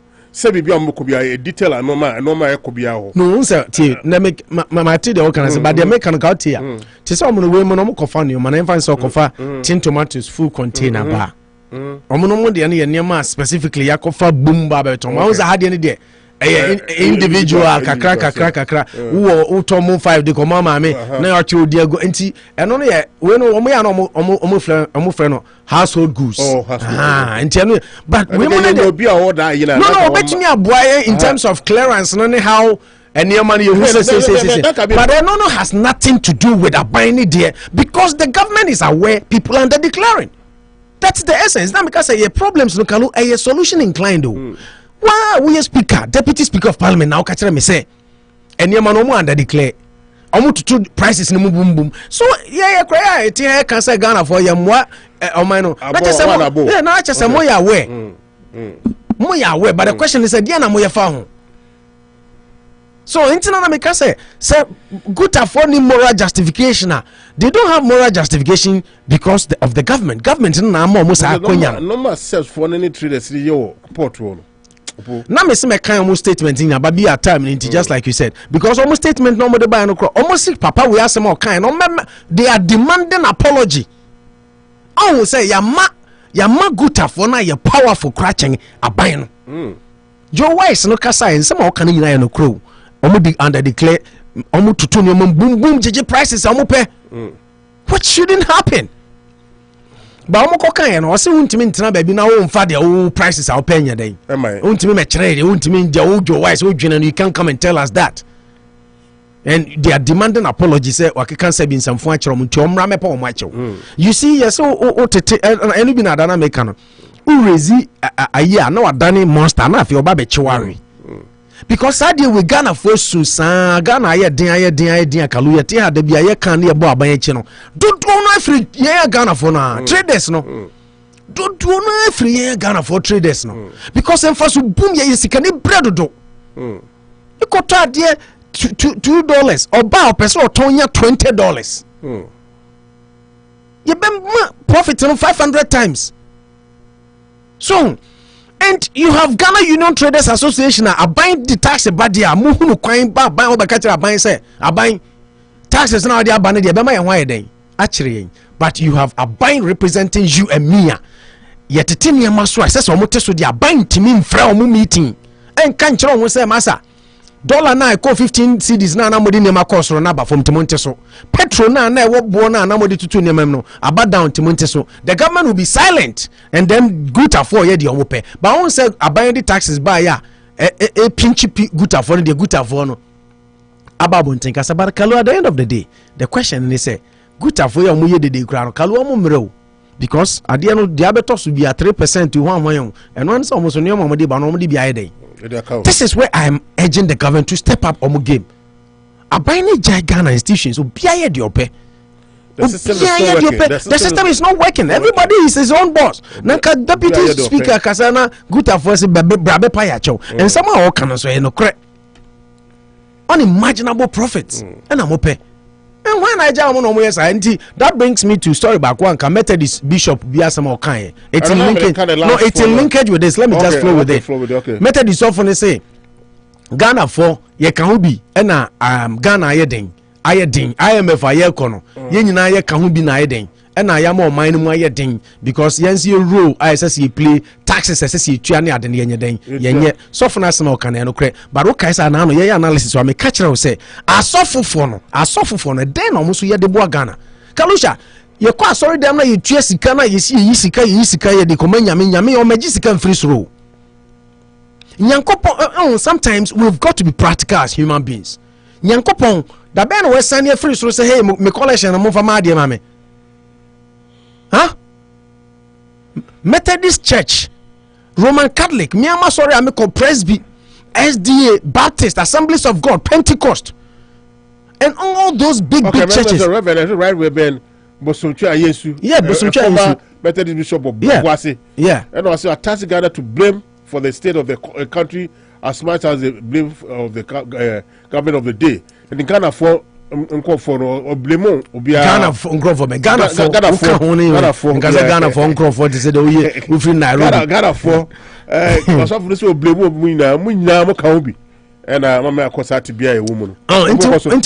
what the bishop is saying is true. But now me expect is a bishop no be on say sometimes obi e kan sama no born e de ho ban nti na me ya na kalu asama wo kan ye no kre Ghana for ye nyina edi for Ghana for mpe taxes tua Ghana for mpe say ye mpe responsibility e no kre but then again you see the TC from so okoji jiska 5.4 when you say 1 month 2 billion okay nti aban no so ntinsi form aban no ntinsi form because any pe bia America president former president the taxes nyana we are na kujina court no all your debate on bizarre no see there are loopholes so he's capitalizing on the what Joe Wise can all voice you are remember no time no call okay so say time no call meaning so no the free Joe Wise as okay cause but person about to augment the discussion now my free so call but news say Joe Wise ne ECG any bishop na seminar I will linkage because Joe Wise see good for e Bugana for who now you are buying then how we have who protected the vulnerable Ghana for na ye ni ano ye ni tumi say omodi ni omabo akosoro ye betete so then na mo ya aboan uso omuntu taxes ECG for akere wo say obi do kana move na mo ani ye den say obeji so what my point na say 1 minute from the also maf then koso your wife school be kwa ha na amoafo a nyoma aban bia ma wo be sida. Those are the things that will determine people's vote. And yeah, yes, yeah, taxes, no. This is from production, from taxation to production. Say, Mahama buy the taxes that took Ghana for us. And Ghana for the Guta is suffering, almost complaining. So, this country. Tax. They are over exploiting, and I'm saying it without fear. Guta for yes, times way. You got to talk about China. I personally went. I knew how much I support this one. Some of the highest grades you can get in here. Yeah. But I bought it for less than a fraction of the Omoton, the weakest link the Omoton will have. But the import duty, speaker, you've not factored that. They made buy to duty. The trade duty. The day ban me trade duty. Right? The point is that dishonesty now make come. We go to the conditions. And I can't say lawyer said the 2 report in the 10 bar training. Every one of them will tell you honestly. I see. And I good for Sabi. Catch a folk I can to become brofono. It can no credit power that they are under declaring, they are under prices, no. Meeting the charges and they are making huge profit on any product. We kind of taxes. Then say no more the benina it trade the appropriate taxes. It should reflect in how much revenue we generate. Yeah. But we are comparing and analyzing. The taxes also say so be no dingomo no ka say okacho say I'm talking without fear or favor. It say the person is talking on authority. Only so how they kasa. Oh, as a man American, for him to be speaking as the deputy speaker of parliament, because when you packet to me, mamma, Jinabonte may spew anything only in Asubia. Also, no, I can say, or call China Kotor tiles. At tiles, to me, Uganda. You know, as I say, Musi and your tiles to crowd Ghana. So, almost serious. Hey, right, and penny for Mokasa, no, my say anyway. Bakalu also called China Kotor tiles. Tiles now Kotor, you know, China, dear papa. Papa. Because tiles no difference. Yeah. The Ghana for no crowd China no of less quality. It doesn't meet China for no dia muso standard. What I say tiles are different China backroom American standard. Until before the tiles get into this country, it has to meet the standard America setting. China for home standard. And no standard for Africa. So beto wa oba factory see any tiles man for Africa. The quotations man, ne permutations quality out there. Into the omukoye bana ye ton aboard no. It's not of the same as the wako China okoto China market. But the wise is called China koto tiles. The okoto yena eye papa of China no. Or the bar Ghana no. Now compared to the Ghana for koye free China bar of less quality no. A fraction of the price. So less than fraction of the price. What is also overexploited. They know. They say, what is the government doing? Yeah, well, market economy. You need a revolutionary time. No, like I say, who control BBR, but who Guta and who labor union, any Ministry of Trade and Industry near there. Instead, then I'm to me lazy. I'm find common center. Na yen to me Emma Ghana for whom to mukakra. Now I won't say they are over exploiting.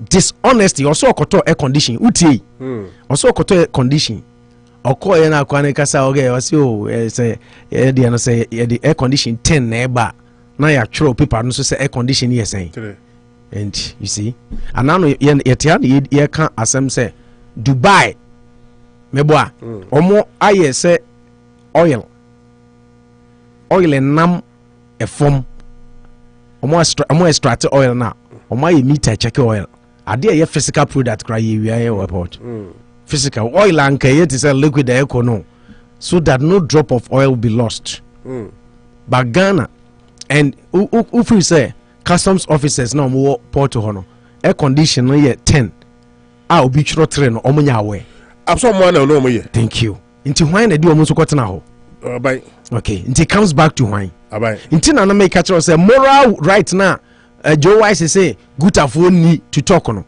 or more aban no na mo masa enya sa right now because mo am microphone any or more yes adi Moral right, good for no more case Joe Wise in your question can I say. No. Joe Wise good for no initially complained about taxes, no. And Joe Wise say good for no moral right. And now good for but I will say good for that's more. No good for no the omo say Joe Wise to me meka emfa the ono no pen meka nchro so omo nyesi anase say and almost I demand apology say wakasa tia omo. Okay. What I say? Into moral right ne the Joe Wise no say mo buyen yetete ne so amon tete so mo exploit it mo under declare ne mo port into mo kra de cut taxes asema mo kama no ntum because mo ni moral right kro no am bo man no too much. What I say? And I show okay, so say and come tua omo yiri kranka the revenue we get to the kran. Anti why na mo muntia? Inti na make just asem in twofold. The Joe Wise can in no correct. But why na betumi ama see to it say the right thing is done. ECG. Look at what they've done. Push them. Push Kuta. That is why I always speak about former president Atamils. Kalu, intina make just said that's why you live in the omo de beba ya omo ha Ghana for and you live businesses. Si come from to say first ni na how na mo de ha amanfo mu go amanfo nyuma because problems na ye wo problems and solution wo ho a port nko da bia make asem we Ghana port Kalu they know it. They are people. Independence body be no money no customs officers no moti ho no. Adie no omo no mo sika no sika we obi declare nema 10 one declare half crowd. Ono Joe Wise say e condition okoto papa ni say so run is we dey na 10 by ya report to 3. Into 7 ababe do on mine nipa na beton at higher price oh abeton higher price no they just cannot they go butu why na master aba abai na into say guta for bugana enye guta for na pen no bugana abai na mo kwan. That is the point I was trying to make. So abai no the nice firm said they will do the right now. Guta has no space than to oblige, but see jam so money the not ordinary citizens kaluya na debi ebre. Okay, me ko me akana fi. Mame follow with they are now first story now. I mean kind of quick. I know America, na police for the America. Yeah, police for the IGP. NNA NDC. Any MPP for there. It's your time in time best me get into quick said about waiting for. What am I more the import of a keke na me jam na chim keke. Me po me mame asema na say IGP ne NDC MPP for our kushana. Asema IGP abeka dem dey atoma kuma so say politicians no omo politics no munja police die no enfa mo na nsem no mo kuchire gu ase ni de bebrebe ka se koma yemre nti enyam metru kokko betime ja mo opo ache na adwafi e be phone lines ama ensem a police for ne NDC ne MPP for akushia mo ka no so mo betumi de ayadwuma ka Ghana besisa hwe asem we nyina akoba because of Brian Champon and some of Kokanya NDC chua letter say Yankochi Brian Champon MPP su counter letter say Yankochi President Mahama Nensanche ese dunketia nti say now police feel say parties ni you na dictate the yenye emayen na say won hu enra kwai kasa wan ka say oka yeso oka timo say den e match road day kaka so police for asema mo kan George Akufu Dampare also onye happy about political interference and administration, and that is how it should be. As I say, my police for politicians here politicians, civilians here civilians. Na ubia dini lame. Now Kaluma main pointers be on the by. The police this afternoon met with the leadership of the NPP and NDC. At the National Police Headquarters. What is the 17? The meeting, which was called at the instance of the Inspector General Police, was necessitated by press statement issued by the parties and subsequently followed by petitions to the police service, with each party calling on the police to arrest certain individuals of other side of the divide. At the meeting, both parties were given the opportunity to air their grievances. The main issue raised by them was with respect to comments by some political actors from both sides of the divide considered to be inflammatory. The police also briefed them 2 strategic interventions introduced by police administration to handle the election and politically related incidents as part of the police transformation agenda. The police used the opportunity to provide an update on the status of political violence and related incidents recorded during the recent internal elections of both parties. The arrest, blah blah blah blah blah. They were cut down. Na yen share baby a omo can say the whole point in say Dan Paris onye happy say NDC chere ne de onye na MPP nso ye den e chere ne de onye Kalu say yetimi we me kan omo pointers ni nyina no e na me ka say de omo de abai e no na nkomo de be adwuma de a nke yo say de Dan Paris yi bold ka say monya mo politics adwuma na munya yen na enso enye police adwuma enye NDC na ebe kire de enye MPP na ebe kire de enye se sa na nka se do maka no sa no mbe ne de anka yo but see it goes back to Anopa na obo agos of voice no okufa do kwa ba ku bi o ka say crime has no color. This were the things Nanado told us. Yeah. Has no, or say crime has no political color. Nti say ni pani NDC ni. Say nti na na make catch say. Nti na make catch say Nanado ye president bi a obet na so nsem o kan na Kalusha. Gidi e ma Ghana fo nyaye no. But at the end of the day, that is not what he's doing. So it's back to the main issue. Welcome 5 minutes. Also, once again, we wish to assure the public that we remain committed to ensuring peace, security, law, and order in the country at all times, including before, during, and after the elections in the country. As we commend the leadership of the 2 political parties for availing themselves and contributing to the success of the meeting, we would like to call on Ghanaians to help us in our effort to build an independent police service which will serve the greater good of Ghanaian people and not the interest of any individual or group of people. Yes, this is what we need. But it's easier said than what? Done. If let's say Yakwachi Brian a champon and then another picks a phone and say he won't Dunbarry, what will he do? And it happens in Ghana, and we know it happens. Yet, Tiana Koko, hey, Mr. Dampare, I feel that you taking my boy. Yet, yeah, Koko Indo, you're watching Yanchi Koko Indo for treasonable offense. Yeah, I could say. NDC chairman, Ofusambofo, wasn't he indicted? Court, Yavana Gujna court. Okay, or do I said assembly they will court, sir? Yeah, but do you think something is going to come out? Maybe so. Do you think something is going to come out? I can't find it. No, maybe so. Who is a baby from Maba? Initially, some will deny voice. Meboa. So I said, don't get your family campaign. I said, don't get your Megasa or no. Time I say, don't get your Pechaman, Amecas or what has been done? Intina Mecasa is easier said than done. Can one back can say, come on. Senka, damn paribe to me, the Juma said, you all cano. Not police, be police. Not soldier. Fire officer. Now be a dinile mo be a juma pepepa. Ghana will change. There be a mikasa asemi Ghana. Kroma. Ediana Kalusha. Kroma say police ni soldier one no. Police. Now soldier. That is the point. Police are internal, soldiers are external. Yeah. But Ghana no, they say police for because of what they do. And agozo kan you know. Agozo samo up. Internal make us a Ghana wrong. Ye problem bia Kalusha. A solution inclined. Problem no the solution is wow. And yet your problems in your problems are I think you share solution if you baby about Kalu. Solution is dawa.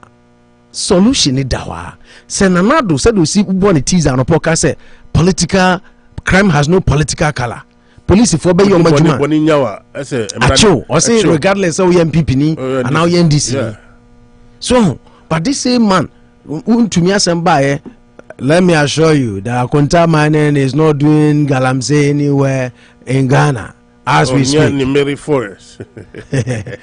are not the CID to clear to me of any wrongdoing. That is the work of the police. Yeah. That is the work, for God's sake. That is the work of the police.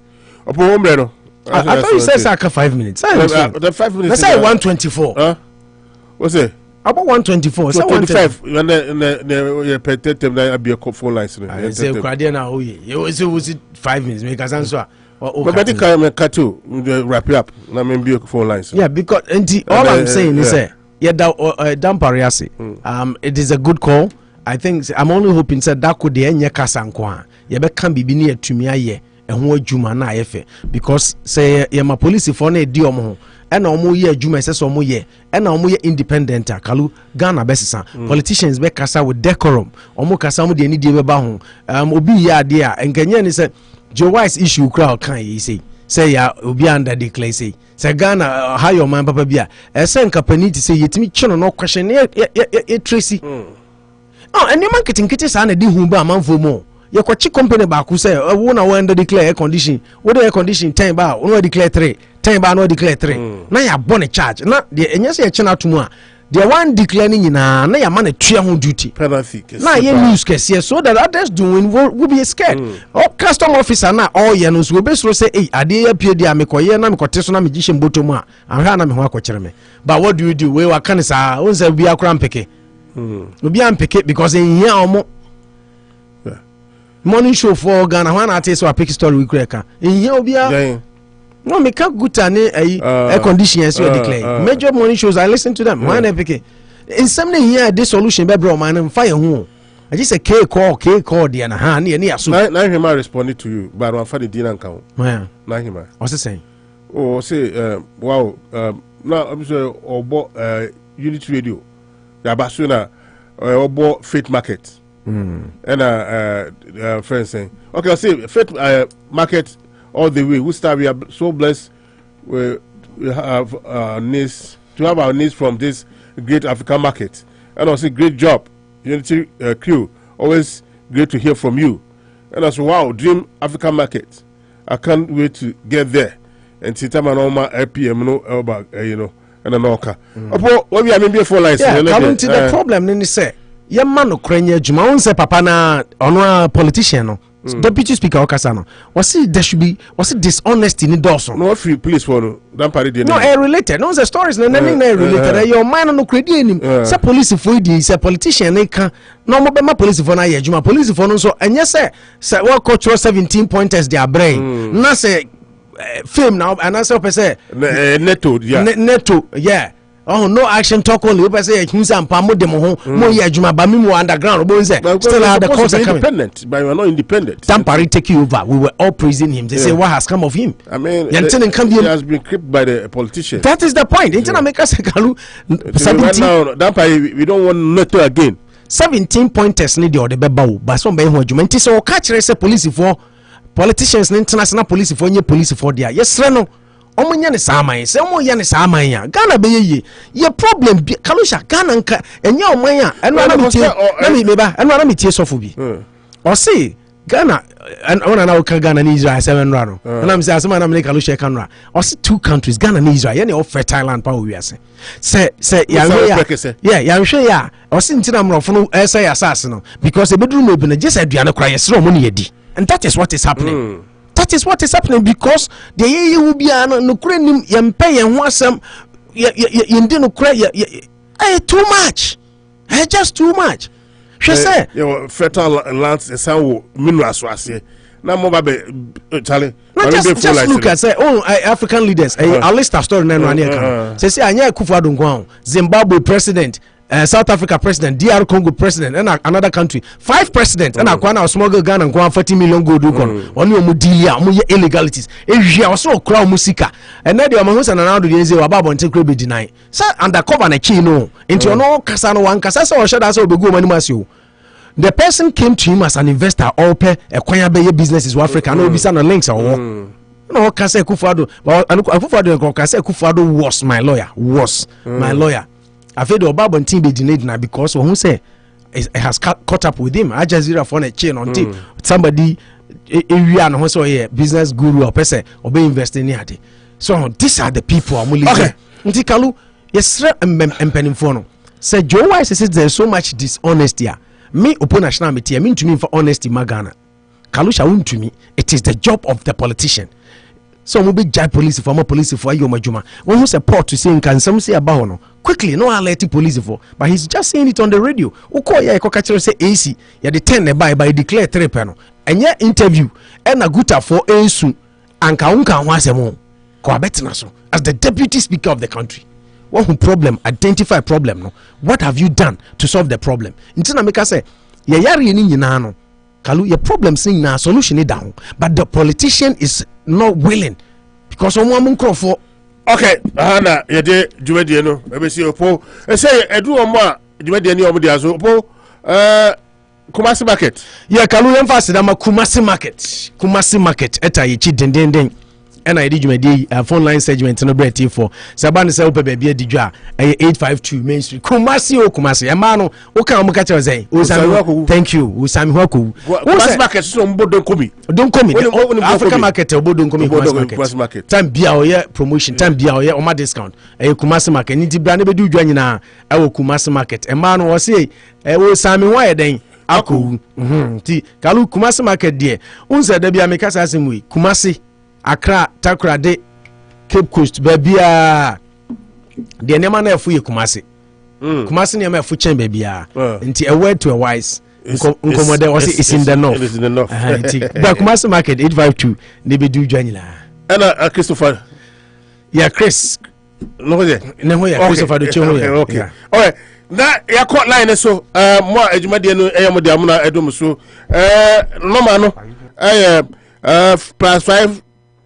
+508 and a +1 508 304 9394 +1 508 304 9394 no Ghana now ofra Kroma now ofra 508 304 9394 ofra kekekima na mede watu so na bibia etumi akọ nkan ma me kwa omane so na me kofa Rama 1 mefiwa na makofa no ma 1382 Ghana. Rubber 1, what you make a manco, and the mobile, tell na fe yentumi kokofa first news entertainment because I say ejabefa yana or say news yen kofa the mobile no my church so kama my neko. Rubber 1 yeko.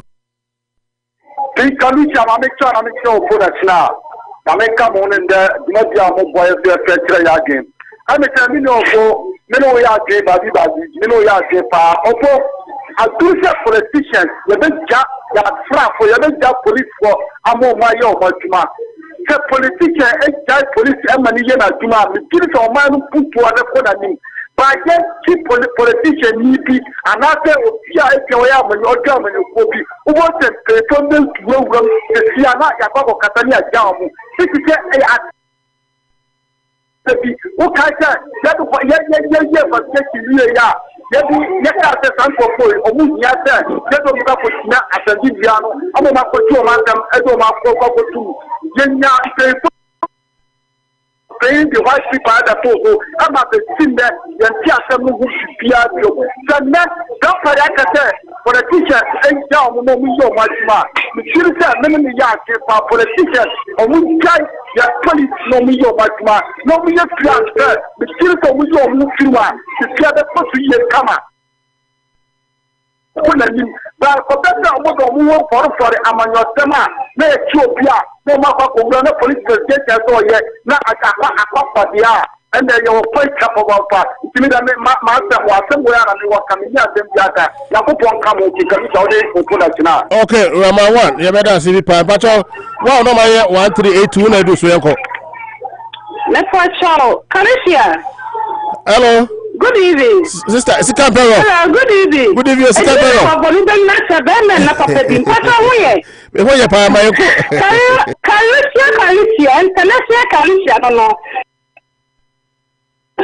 Ghana or Boise, Abusco. And if you're consuming MP Dr. Boise, then you can quit here on a board and your baby, Mr. Samuel Monitor. Last one, and your park with the class. Samuel Monitor was a pa. Karisia. Let's send me another some children, and your papa. Let's send my can do any kind of a kind. Politicians on the bus, tell you, you're down Palacan. You don't only time again, or one to tell you, not the politician was so young, 1 year. And I've been living in the Casa to say, Santa and Carbine Campaign. I bind you to me, yes, I did. I bind up for yes, I can't gun for my best. Into a in paying for money tax to the Maya, also with the day, not banning sunny baby. Cabana Cassa, tomorrow, you did, and you can Canada, or not your train, Ancasa. With the best here, and the Mia Abba. Maybe I say, bye. All right, the camper of Medasi or Bossy, or I would say the Caro. Konopoku, Mahala, I am calling the Damusi, Ekona, Kama, by between our companions. Kingalu ya bedo matini kwa juma pamoja baby ke open ambe kingalu zi chingo vozo motiano sana na naji manzi chingo vozo motiano yeka kingalu menchara mkoma supplement baby be na mbia kingalu ya nade ya boni tata zadi yeka ya kingalu ana me boy isi je fona bashi ye papa we me ya usaga Ghana fora ya ni dawuni embete be treka ya kingalu o matini ya de omuka almost 5.something billion. I'm not giving 1 month, 1 month ago, I did 2 billion. Banking, I don't know what you're saying. Almost I'm saying, I'm not security, the devil, and the woman, I'm not to send what you didn't come out with your own over them. And John, I buy more police for Domati. I'm to be done, can I can whether you're best and another without Coco. So, there's one thing I can more was on the down Mukadia. Where the only police for the people below Matinomi Minister. Now, I do can I rest up on our urban. Namina, a church of government, there's so many South Korea. Kinkalu, do so to send the idea of the Sana, we have a part of Paladiana Wakano. And as our politicians, no police for me, Chakabiabium. I'm missing more than that. So I'm not for some people, Mamuya, as a Muslim Bob and Tebaka. We don't have sign of politicians, no. Every woman, I'm quite Mamuya. I'm Mamuya, my Kinkaluma, no going to be ready. Okay, Kojopoku, Mahara, and out in Kano. It is to Parliament. It is to Parliament. Una Edu Sumaneko. When I say, when I work in Kalusia, I'm going to watch now on Chile when opponent Shina never your phone. Na Memphis Konya Swinchia is collecting in sponsors or sponsor program the phone segment in Yakupon and show you the Mokin and Bibiania 101. The land and Yayan Timonka. And the question said, I'm in Chia and no room as I would Mubarak, I was Samasi, and some other fauna. Mazu Mubarak, nobody in the bad in Dindi, and I bound to my super joy the other pa. Aha, no, what's the Western City, Wawunim, Ambrose, Edwin, and Sako. The man will be a pen. And the question said, the Galicia, no, oh, said Ghana had no crash song. She said, IGP, I dear, and Sebi, and your money, and get the papa. Nemo, you miss say, into Yantanaho, let it be so we are dear. Now, what's the one we know ever yet? And so what from now, what come up boom. Now we don't want I Cassatre. So, and I say, none we are. The pen is Swami youth organizer, no? Equaka, Sambi and Ediqua second. Ya train, police commander, I train, Ama, Omo, Ibiao, Omo, at the Safreno, Ama, which you know to the court. When they are day, and a bright champ on a cocan ask them. Na, yes, so, as I was a chino, was a chino. As you partner one, and before I cheer or much. So they was all Cassidy, it's also so young. And son, I have from the Bias Bonnie, not bright champon. Yes, would you be also be dear? In the Zaman Gonkuni baby the dada. And the other say IGP. And you can say police or Jumano. Yet, two politics in free room.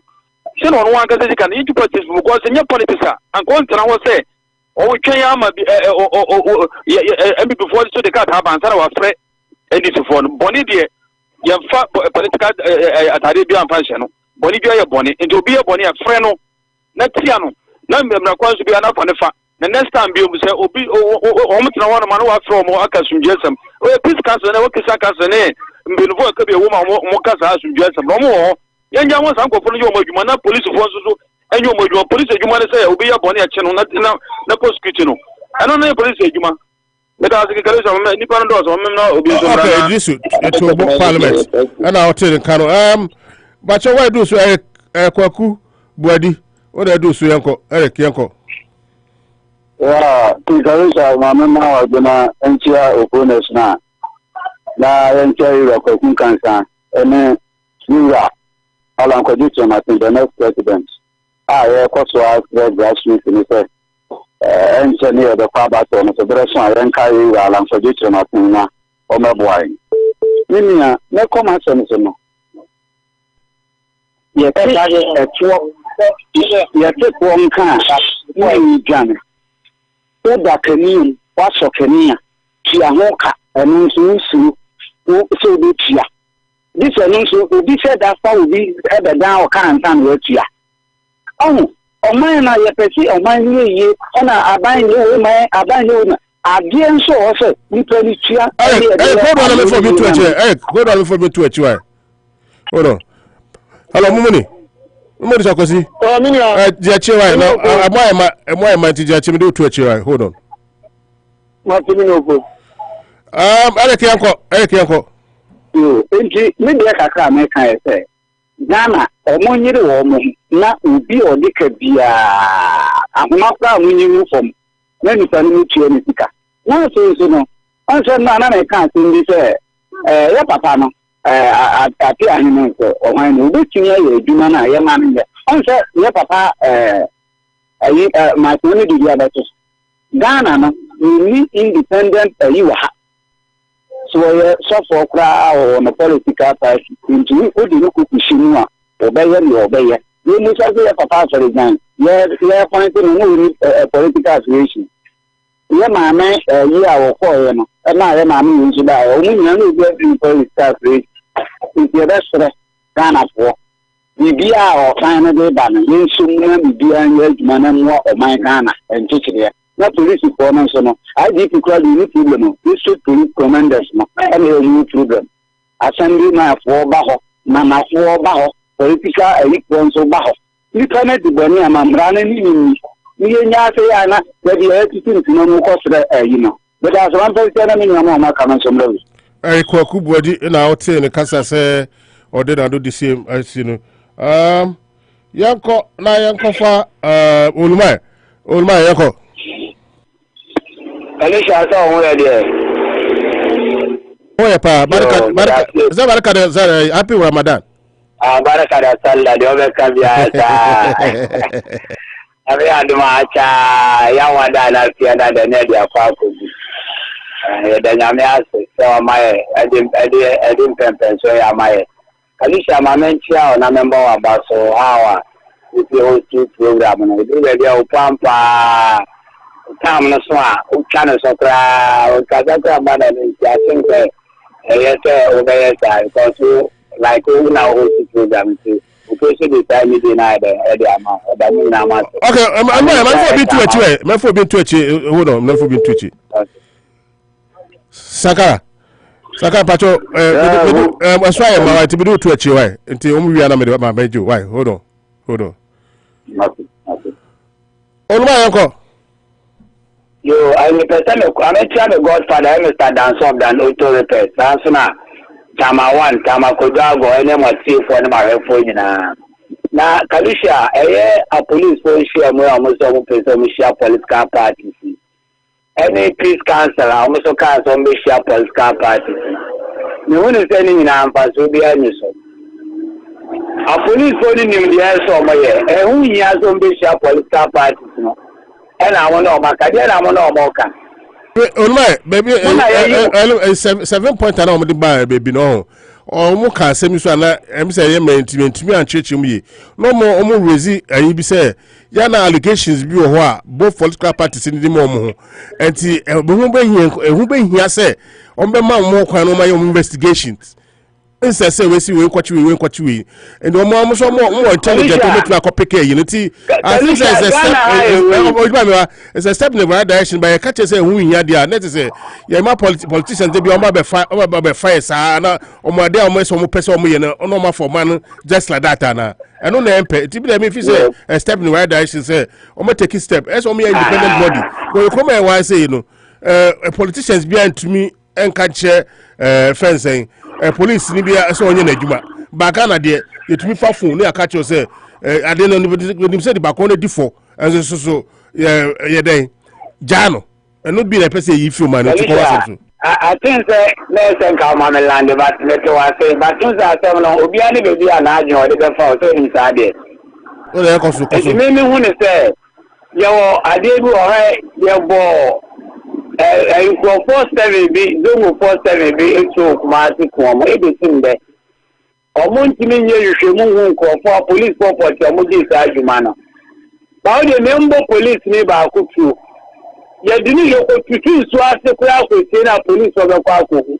Actually, Paka, yes, Adam. And see, so many police for some two Munipa, as some say, somebody calls on Roberts for Okorobo, Ekum police neighbor. I did say 2 days are not much Roberts. On my on my me pese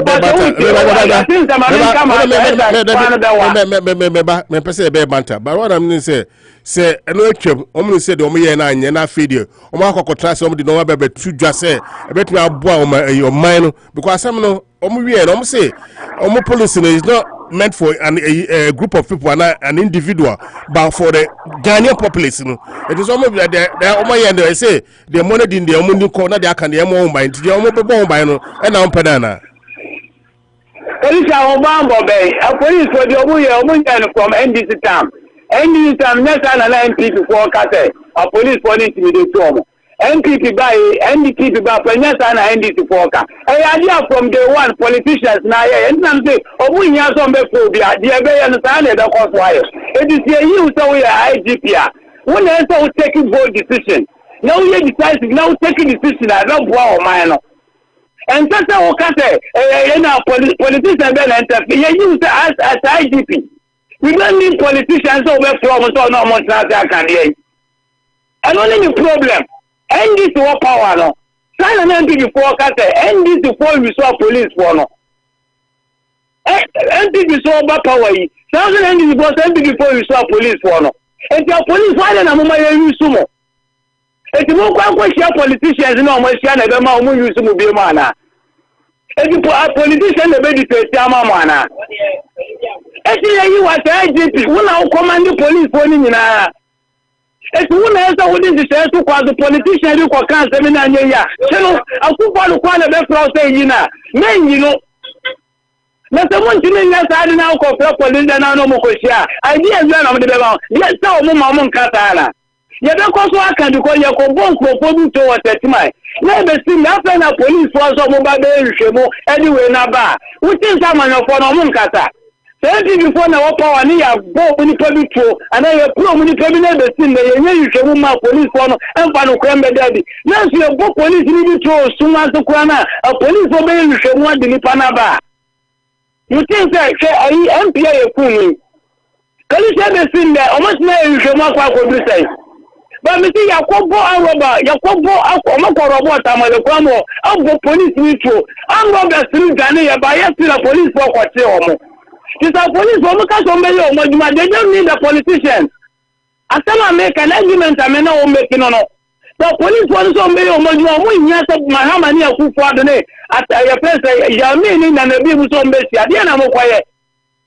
You want to be the answer so much at the moment, Reno Mundi. The NPP is soon after the Mobayano, Mobay Different, NPP the number guy, Nandy to the Nandy to the baby, not because I need to walk on the Jaya. Not say you walk with those ideas now. Bravo, see the capacity you are declared, don't say, what Cassani you are the. And then don't know why you're stacking no. And the girl of one now must have no corruption and no fighting. The command Kata and someone who cannot Ghana for you now support. I just empty before and look I empty before I send maybe your own pen of crack and not party no Akata money maybe I normal support there. Don't worry about no you know. And it's only I did this one. You're bold and the Mahama the same thing happen. Maybe before Sumo Kata, who can demonstration here 5 years, and yes, I don't know before. And it's the same thing also. It's more police for the Diana, yes, civilians near yet. When I'm over a home and see my mobile home by answer, who question Robert, I can't do them a more of you. Is possible? And yet, the name for the Shanta Cabeba. You better say, I won't take a idea of me yet. What is one theatre? Where's one theatre? You won't be calling more theatre. Now I'm so be a low chinner, will be die. Yes, a person in the good police station. Or one of the no what he does not So yes, I know what the parties in the I think I got no credit. Go for politician, I'm not much here. And I say, yeah, I'm going to take a decision. My argument now, I think that the ultimate here, a police will never smile your Mogma than some may involved because Yanni don't play you, but the Abbey, I follow one and wouldn't say, hey, yet. It is the one that I'll kill us now. I tune us out. My argument I mean making on. Okay. Old man out to the car. We better see pa. Ojam Bema. Yanko Ojam Bema. Ojam Bema. Yanko. My name was say. In the last 1,000 as a quality, Monista, and complaints. News moving from the paper and we saw quality. My 2 minutes. No quality 2 minutes just for you. But hold on, I'm a fire. I should have number to 2. Hold on, I'm fine. Or the Shaban 2. Nana, I'm off for to be able to actually move your number to work on why. Do you hold on why? Oja, yo, Mamma,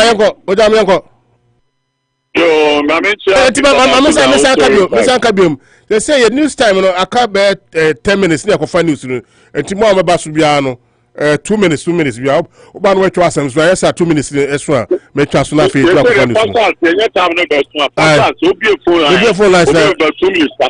Mati. Now I'm not cheap store. I'm not cheap catcher and say, maintain and catcher. Kokose Kakate Bunchefa, or Tenabibu, Kuntochichema, Metiano. Baby Pobia Chama, Mrs. Poa Chamano, Anna pay Alan for Ducha Martenso, Mechani P, when I do my point. Now, may IGP, Abia, may Boba Panabasopa, there shall say FP, Esia, Kebiaka, Saba to a chin to family, big lanterns and seven, Kebia, the honor, a cheapanino, yes, will be an Ekoba Bichi crew. Egi di anano na niema bi nye na bi IGP bi ye nhwe ha ma na ne pensu kura ebi aye nhwe ha bi a sabe adwen sakra honom ntianamo no otu no ese Ghana si nya support no na ekobenku na Ghana ye o Ghana ba kopre ye ni Ghana bia o ba bia se da me kan me se akuri mu de mimi to esi ese basabasa big esi na ke ye nyane manya bi se free me nko China me ni China for aduane di ye o Ghana ba kopre ti area di ye yeah, my friends here. Name your method in count. Ojambe, my medasi pa. Ekomoya, Ekomoya, Yanko, una do so. 2 minutes. Yanko. Okay, me mo do no me. Me jo so Ekomo Yanko. Bibi aboko de. Ai, Yanko pon mo pa wo. Bibi aboko. 2 minutes ni be say o. Ma me cho fo mo ale me sister ba ko babra. Onu we to life. After years, Honorable Alan Kojotamati, former state minister. I don't know Ghana for 2 months for that.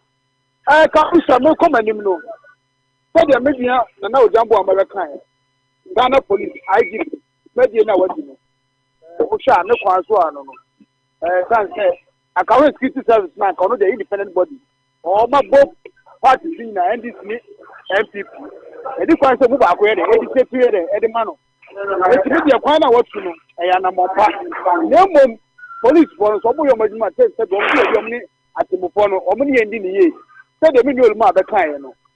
So, shows the police, maybe one, and soldier, maybe who, and only 70 years. After 2-3 days, I'm not sure I will be acquired the aqua channel. Just a cool, baby Danqua. And piano way. Up to now. So, I send it on the order. At the day, nothing will be acquired. This album. Some none of the woman that you'll be on there. It will be a. Oh, yes, man, and one pepper. I yes, man, I do a video so bad finching. They do a video so I saw Katakatano. So maybe police in a cool way, I cry or maybe. I didn't go see a new foundation. Oh, and with your money, who back on the I got you. Say, David, I'm going to do it. It is IGP, so I don't say. What the political party to make us? I wouldn't know no more much media. Yes, or no, I had them upon us only need upon me to make some of your baby. Okay, a comma, Yana, what's in the car? Gizo, what I do, so Yanko, Gizo, and Tetema, Yanko, 2 minutes. Yeah, Gizo.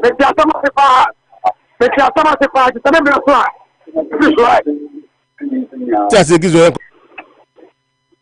Yeah. Let's start. Ghana for more baby Unity Radio. Eko koduru jina omutie play.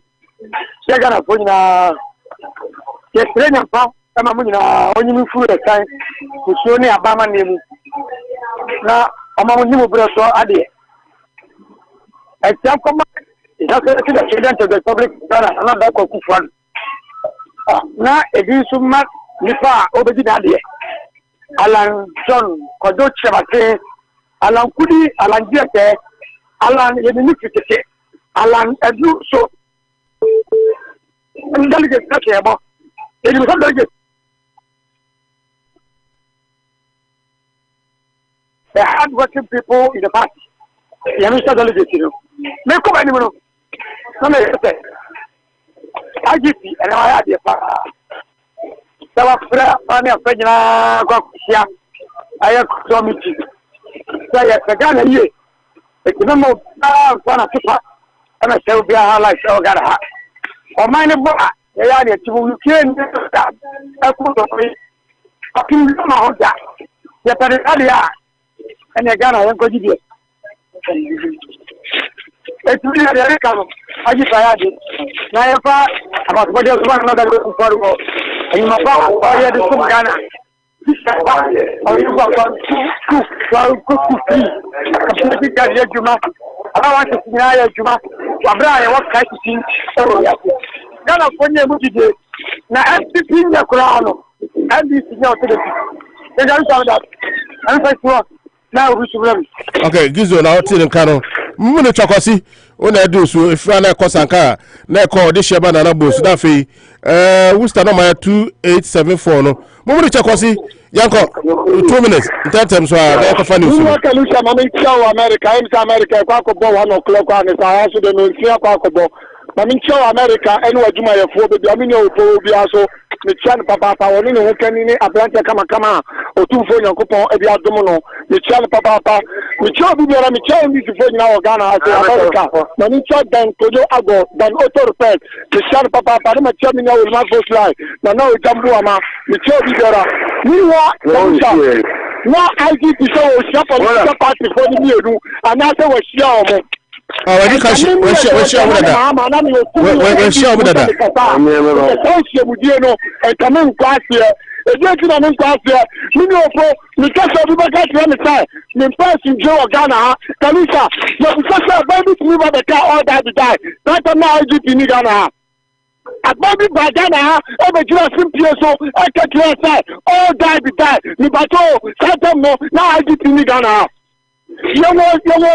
President candidate MPD I also wa go BBC on the no mutika ba o etima omu ko ni pati okuno ayi for e ba o and then the man mama go cassette do or die there who is political party for no I say Sunday after 2024 but the man mama particular you know what you need there yen jintu mu den jintu mu tuna because yes santra o mamu petika enko jananka mina kalisho tumvo nyankupo wishira no mo mo chokosi be da se yako Sankara ho Sankara fa yako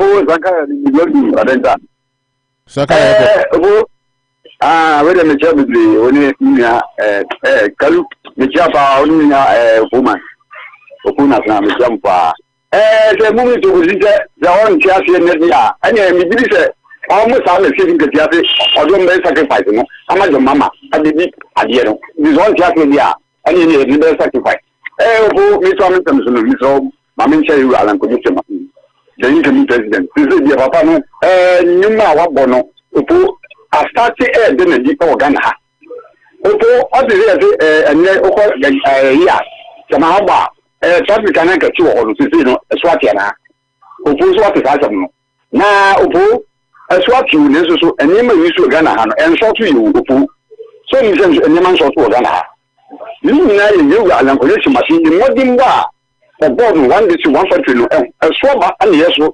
ye ke ni no na amanfo for margin ko so ati say na mini opu na say ka say ye pass wa ampa ye pass wa sunda Ghana limited o me pass wa sense o me on tag This company, Omuya Castle, Ghana. Some companies I can see with him now. Not a day, dear, with me, BIT, the Papa containers. It is a necessary company in Ghana, and also Omuya Castle. I bet I'm happy to go at all the Mahon, achieve. And check. You are Language Moso. And let Cassia of Ghana handy, and Macasia Kabakuman, a swati, and the Emma Status and Mao. Swati, yes. You are no over the man, yes, a good suke. Papa no Edima, what do you know? Amma, Ghana money, you know, we say, or no funny people with my back, never show man on a man to do, or my people, it's Nabato. Papa Edima, and Papa knows when he poses a church, when you have experience, how we can give man. It is a cat, dear, which will make the east and a man to ya. You are like a German, dear. We will give Musa, Papa, or Mana, and pity. Let's say they'll give. Some of my year one bro. Now, you can a Maya bro. Said to two Procana, then Fanny Power, Pa, or Bebwa, Ama, Ghana. Ghana, we never. Mr. Mamito, also no. Millionaire, because now, on our back and some of the G. Now, I beg you, city, I like the American. What's okay? Go Miss Omen Yemia, it was young. On our back, nobody to do. Free another prism, Ediama, and some of the Jipo, and Tuntua, and some of the Jipo, another prism, Monty. Yemiano, or by elsewhere, and look to Ghana Blue Authority, you know. While Beduma, while yes, sanctions, I'm mentioning somebody you could have one of us. And the area on one and some of the Jipo. Only position being baby. Women also metro. Your wife, meaning the other. What time and why? What time and us? But your wife. It's not the good of war. Only Queen Papa. And near my own funny map. Second to know as I call some pet. Almost is what? Obviously, you can source of 5 times and for 5 years. Such as a promo by the type of on the new time or you tax free a morsel and so one to my what are they? Okay, why are someone can get many other power? You see, you're one of us in my duty. My mean, you know, this also. That's a P. Oh, this is about Bosuo. Yeah. I'm saying, I'm look at say you are very yes, campaign office. The film to the national headquarters. My main chairman in Barbara. Now, I'm about to tomorrow I can not make a senior chairman. And I'm this year, honorable, and not what the head of local service. I'm so soon, Sanfa, among your four who got you up with the packet of money, not just for Santa Maso. Now I may come on acquisition. IGP, the one about so. Since share or just to see me about okay, Ghana year, Ghana and control.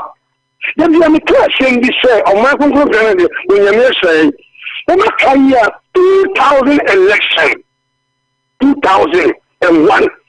My penny would be a former president run for the currency or CDR, community commandos. Ghana for the decision, I was be handy over. 2008, Professor Moss, Jerry Bosuo, handy over. 2016, former President Mahama, or handy over. Ghana for the former president, and as a current president, administration, you're the former trade minister, no matter what. And the IGP share, political parties, you don't go fit you can some continue man or Ghana as we did. I want to one about so that they must have a phone and then they come. So for radio, and man, and not to me, I got every day before I got into the union. What for radio? What more than the out of what and what them? And what for radio? No mention chief for dear across the country. Just I want to know more. Papa, no, or man, on the everything. Penny at the idea. And I'm the son of a two for echo baby. Not only to the corporate of the diameter, and then it is for the team keep a human jail for my young twapa. I can say at 27, the catcher said, I don't know for my young twaba. A constant cancer, she said, you'll be a cancer. and she shall play the whole Sanka 1 free and next month almost Burkina. And back my son who was in the move, or we officer before. When we're not Cassie, a Poligua, and this one to Ecosim, and a 1D1F. And the matter of the Mahama of the softball in Sakika, free education, over Kayam on Penny Jacob for a military insurance by it. Almost social parliament. I know the day, almost saying, and no almost captation, not something I say. So I said, you're done a first sponsor, and not your not traffic. Ghana for extra no him amanaba I'm going to do some education when you want natural will name problem point and you now comfortable and talent you know problem opinion production that over me as a command stabile you can never get the account what you to work bank for the marco when she I sure for say to go so my was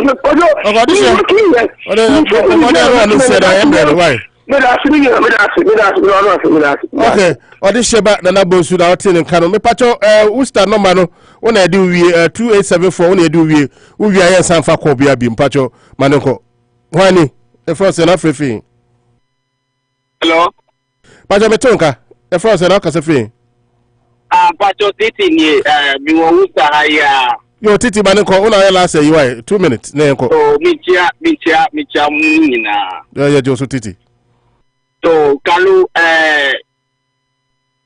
IGP met political parties, the NDC and MPP.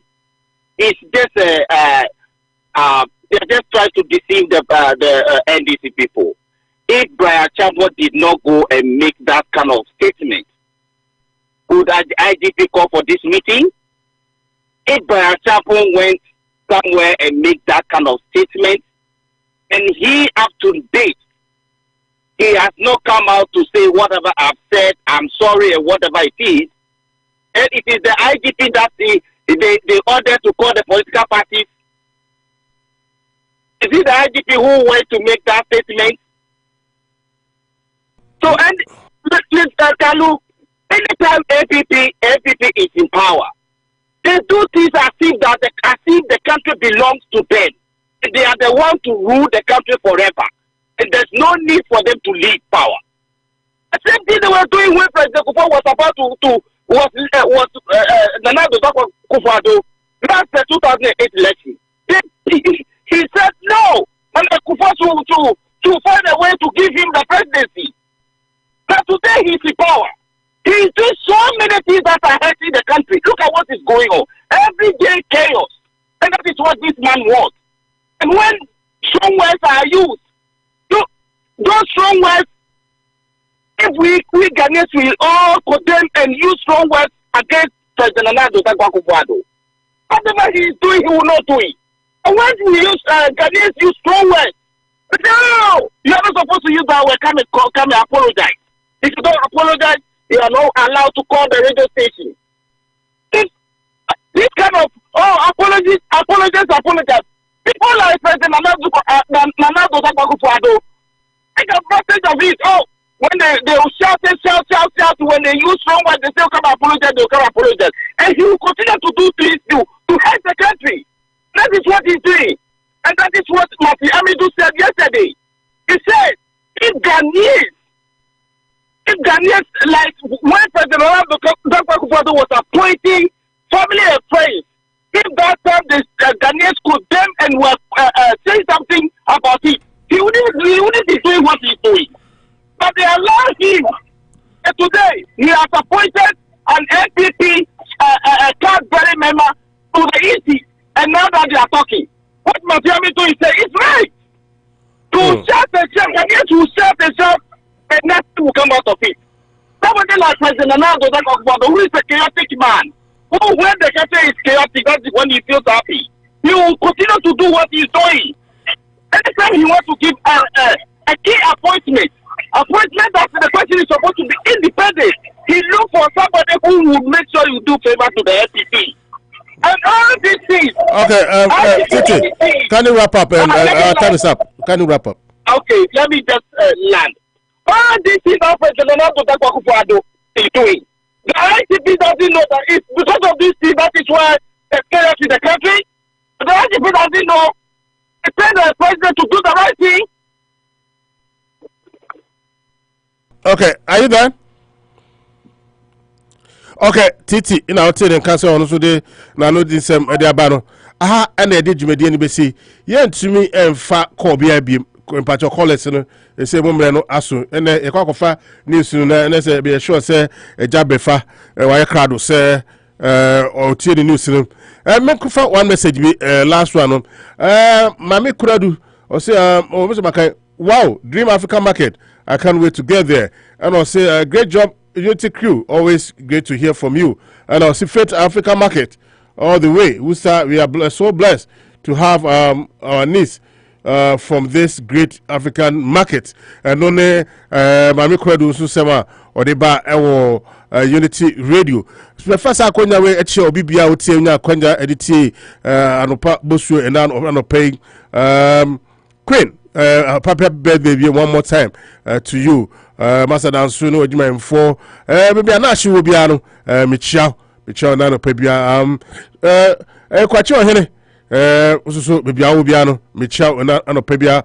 Once again, Midi Eddie King Kalusha. Medi, dear who charming. Oma mo friends who figure no.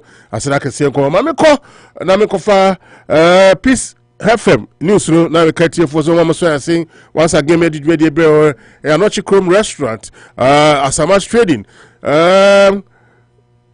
Kwabi certificate care that auto repairs that auto repairs Go Coast Catering Services Dream Africa Market Premptos Faith Marketplace and Kumasi Market so I saying Christopher Doche Biano Michelle Yako fan news Yako Adma or Charopa sharing say your day Anopa Bosuo by Yakao say and you so chassis and a Bobo film Real Madrid AC Akai or Champions League second league or Stamford Bridge and they did median BC background Moma by Nra ebetimi afrafra ho no eye opepepem ahensia 600 million doses of various vaccines eno na ebetimi afra ewo Ghana ha sei.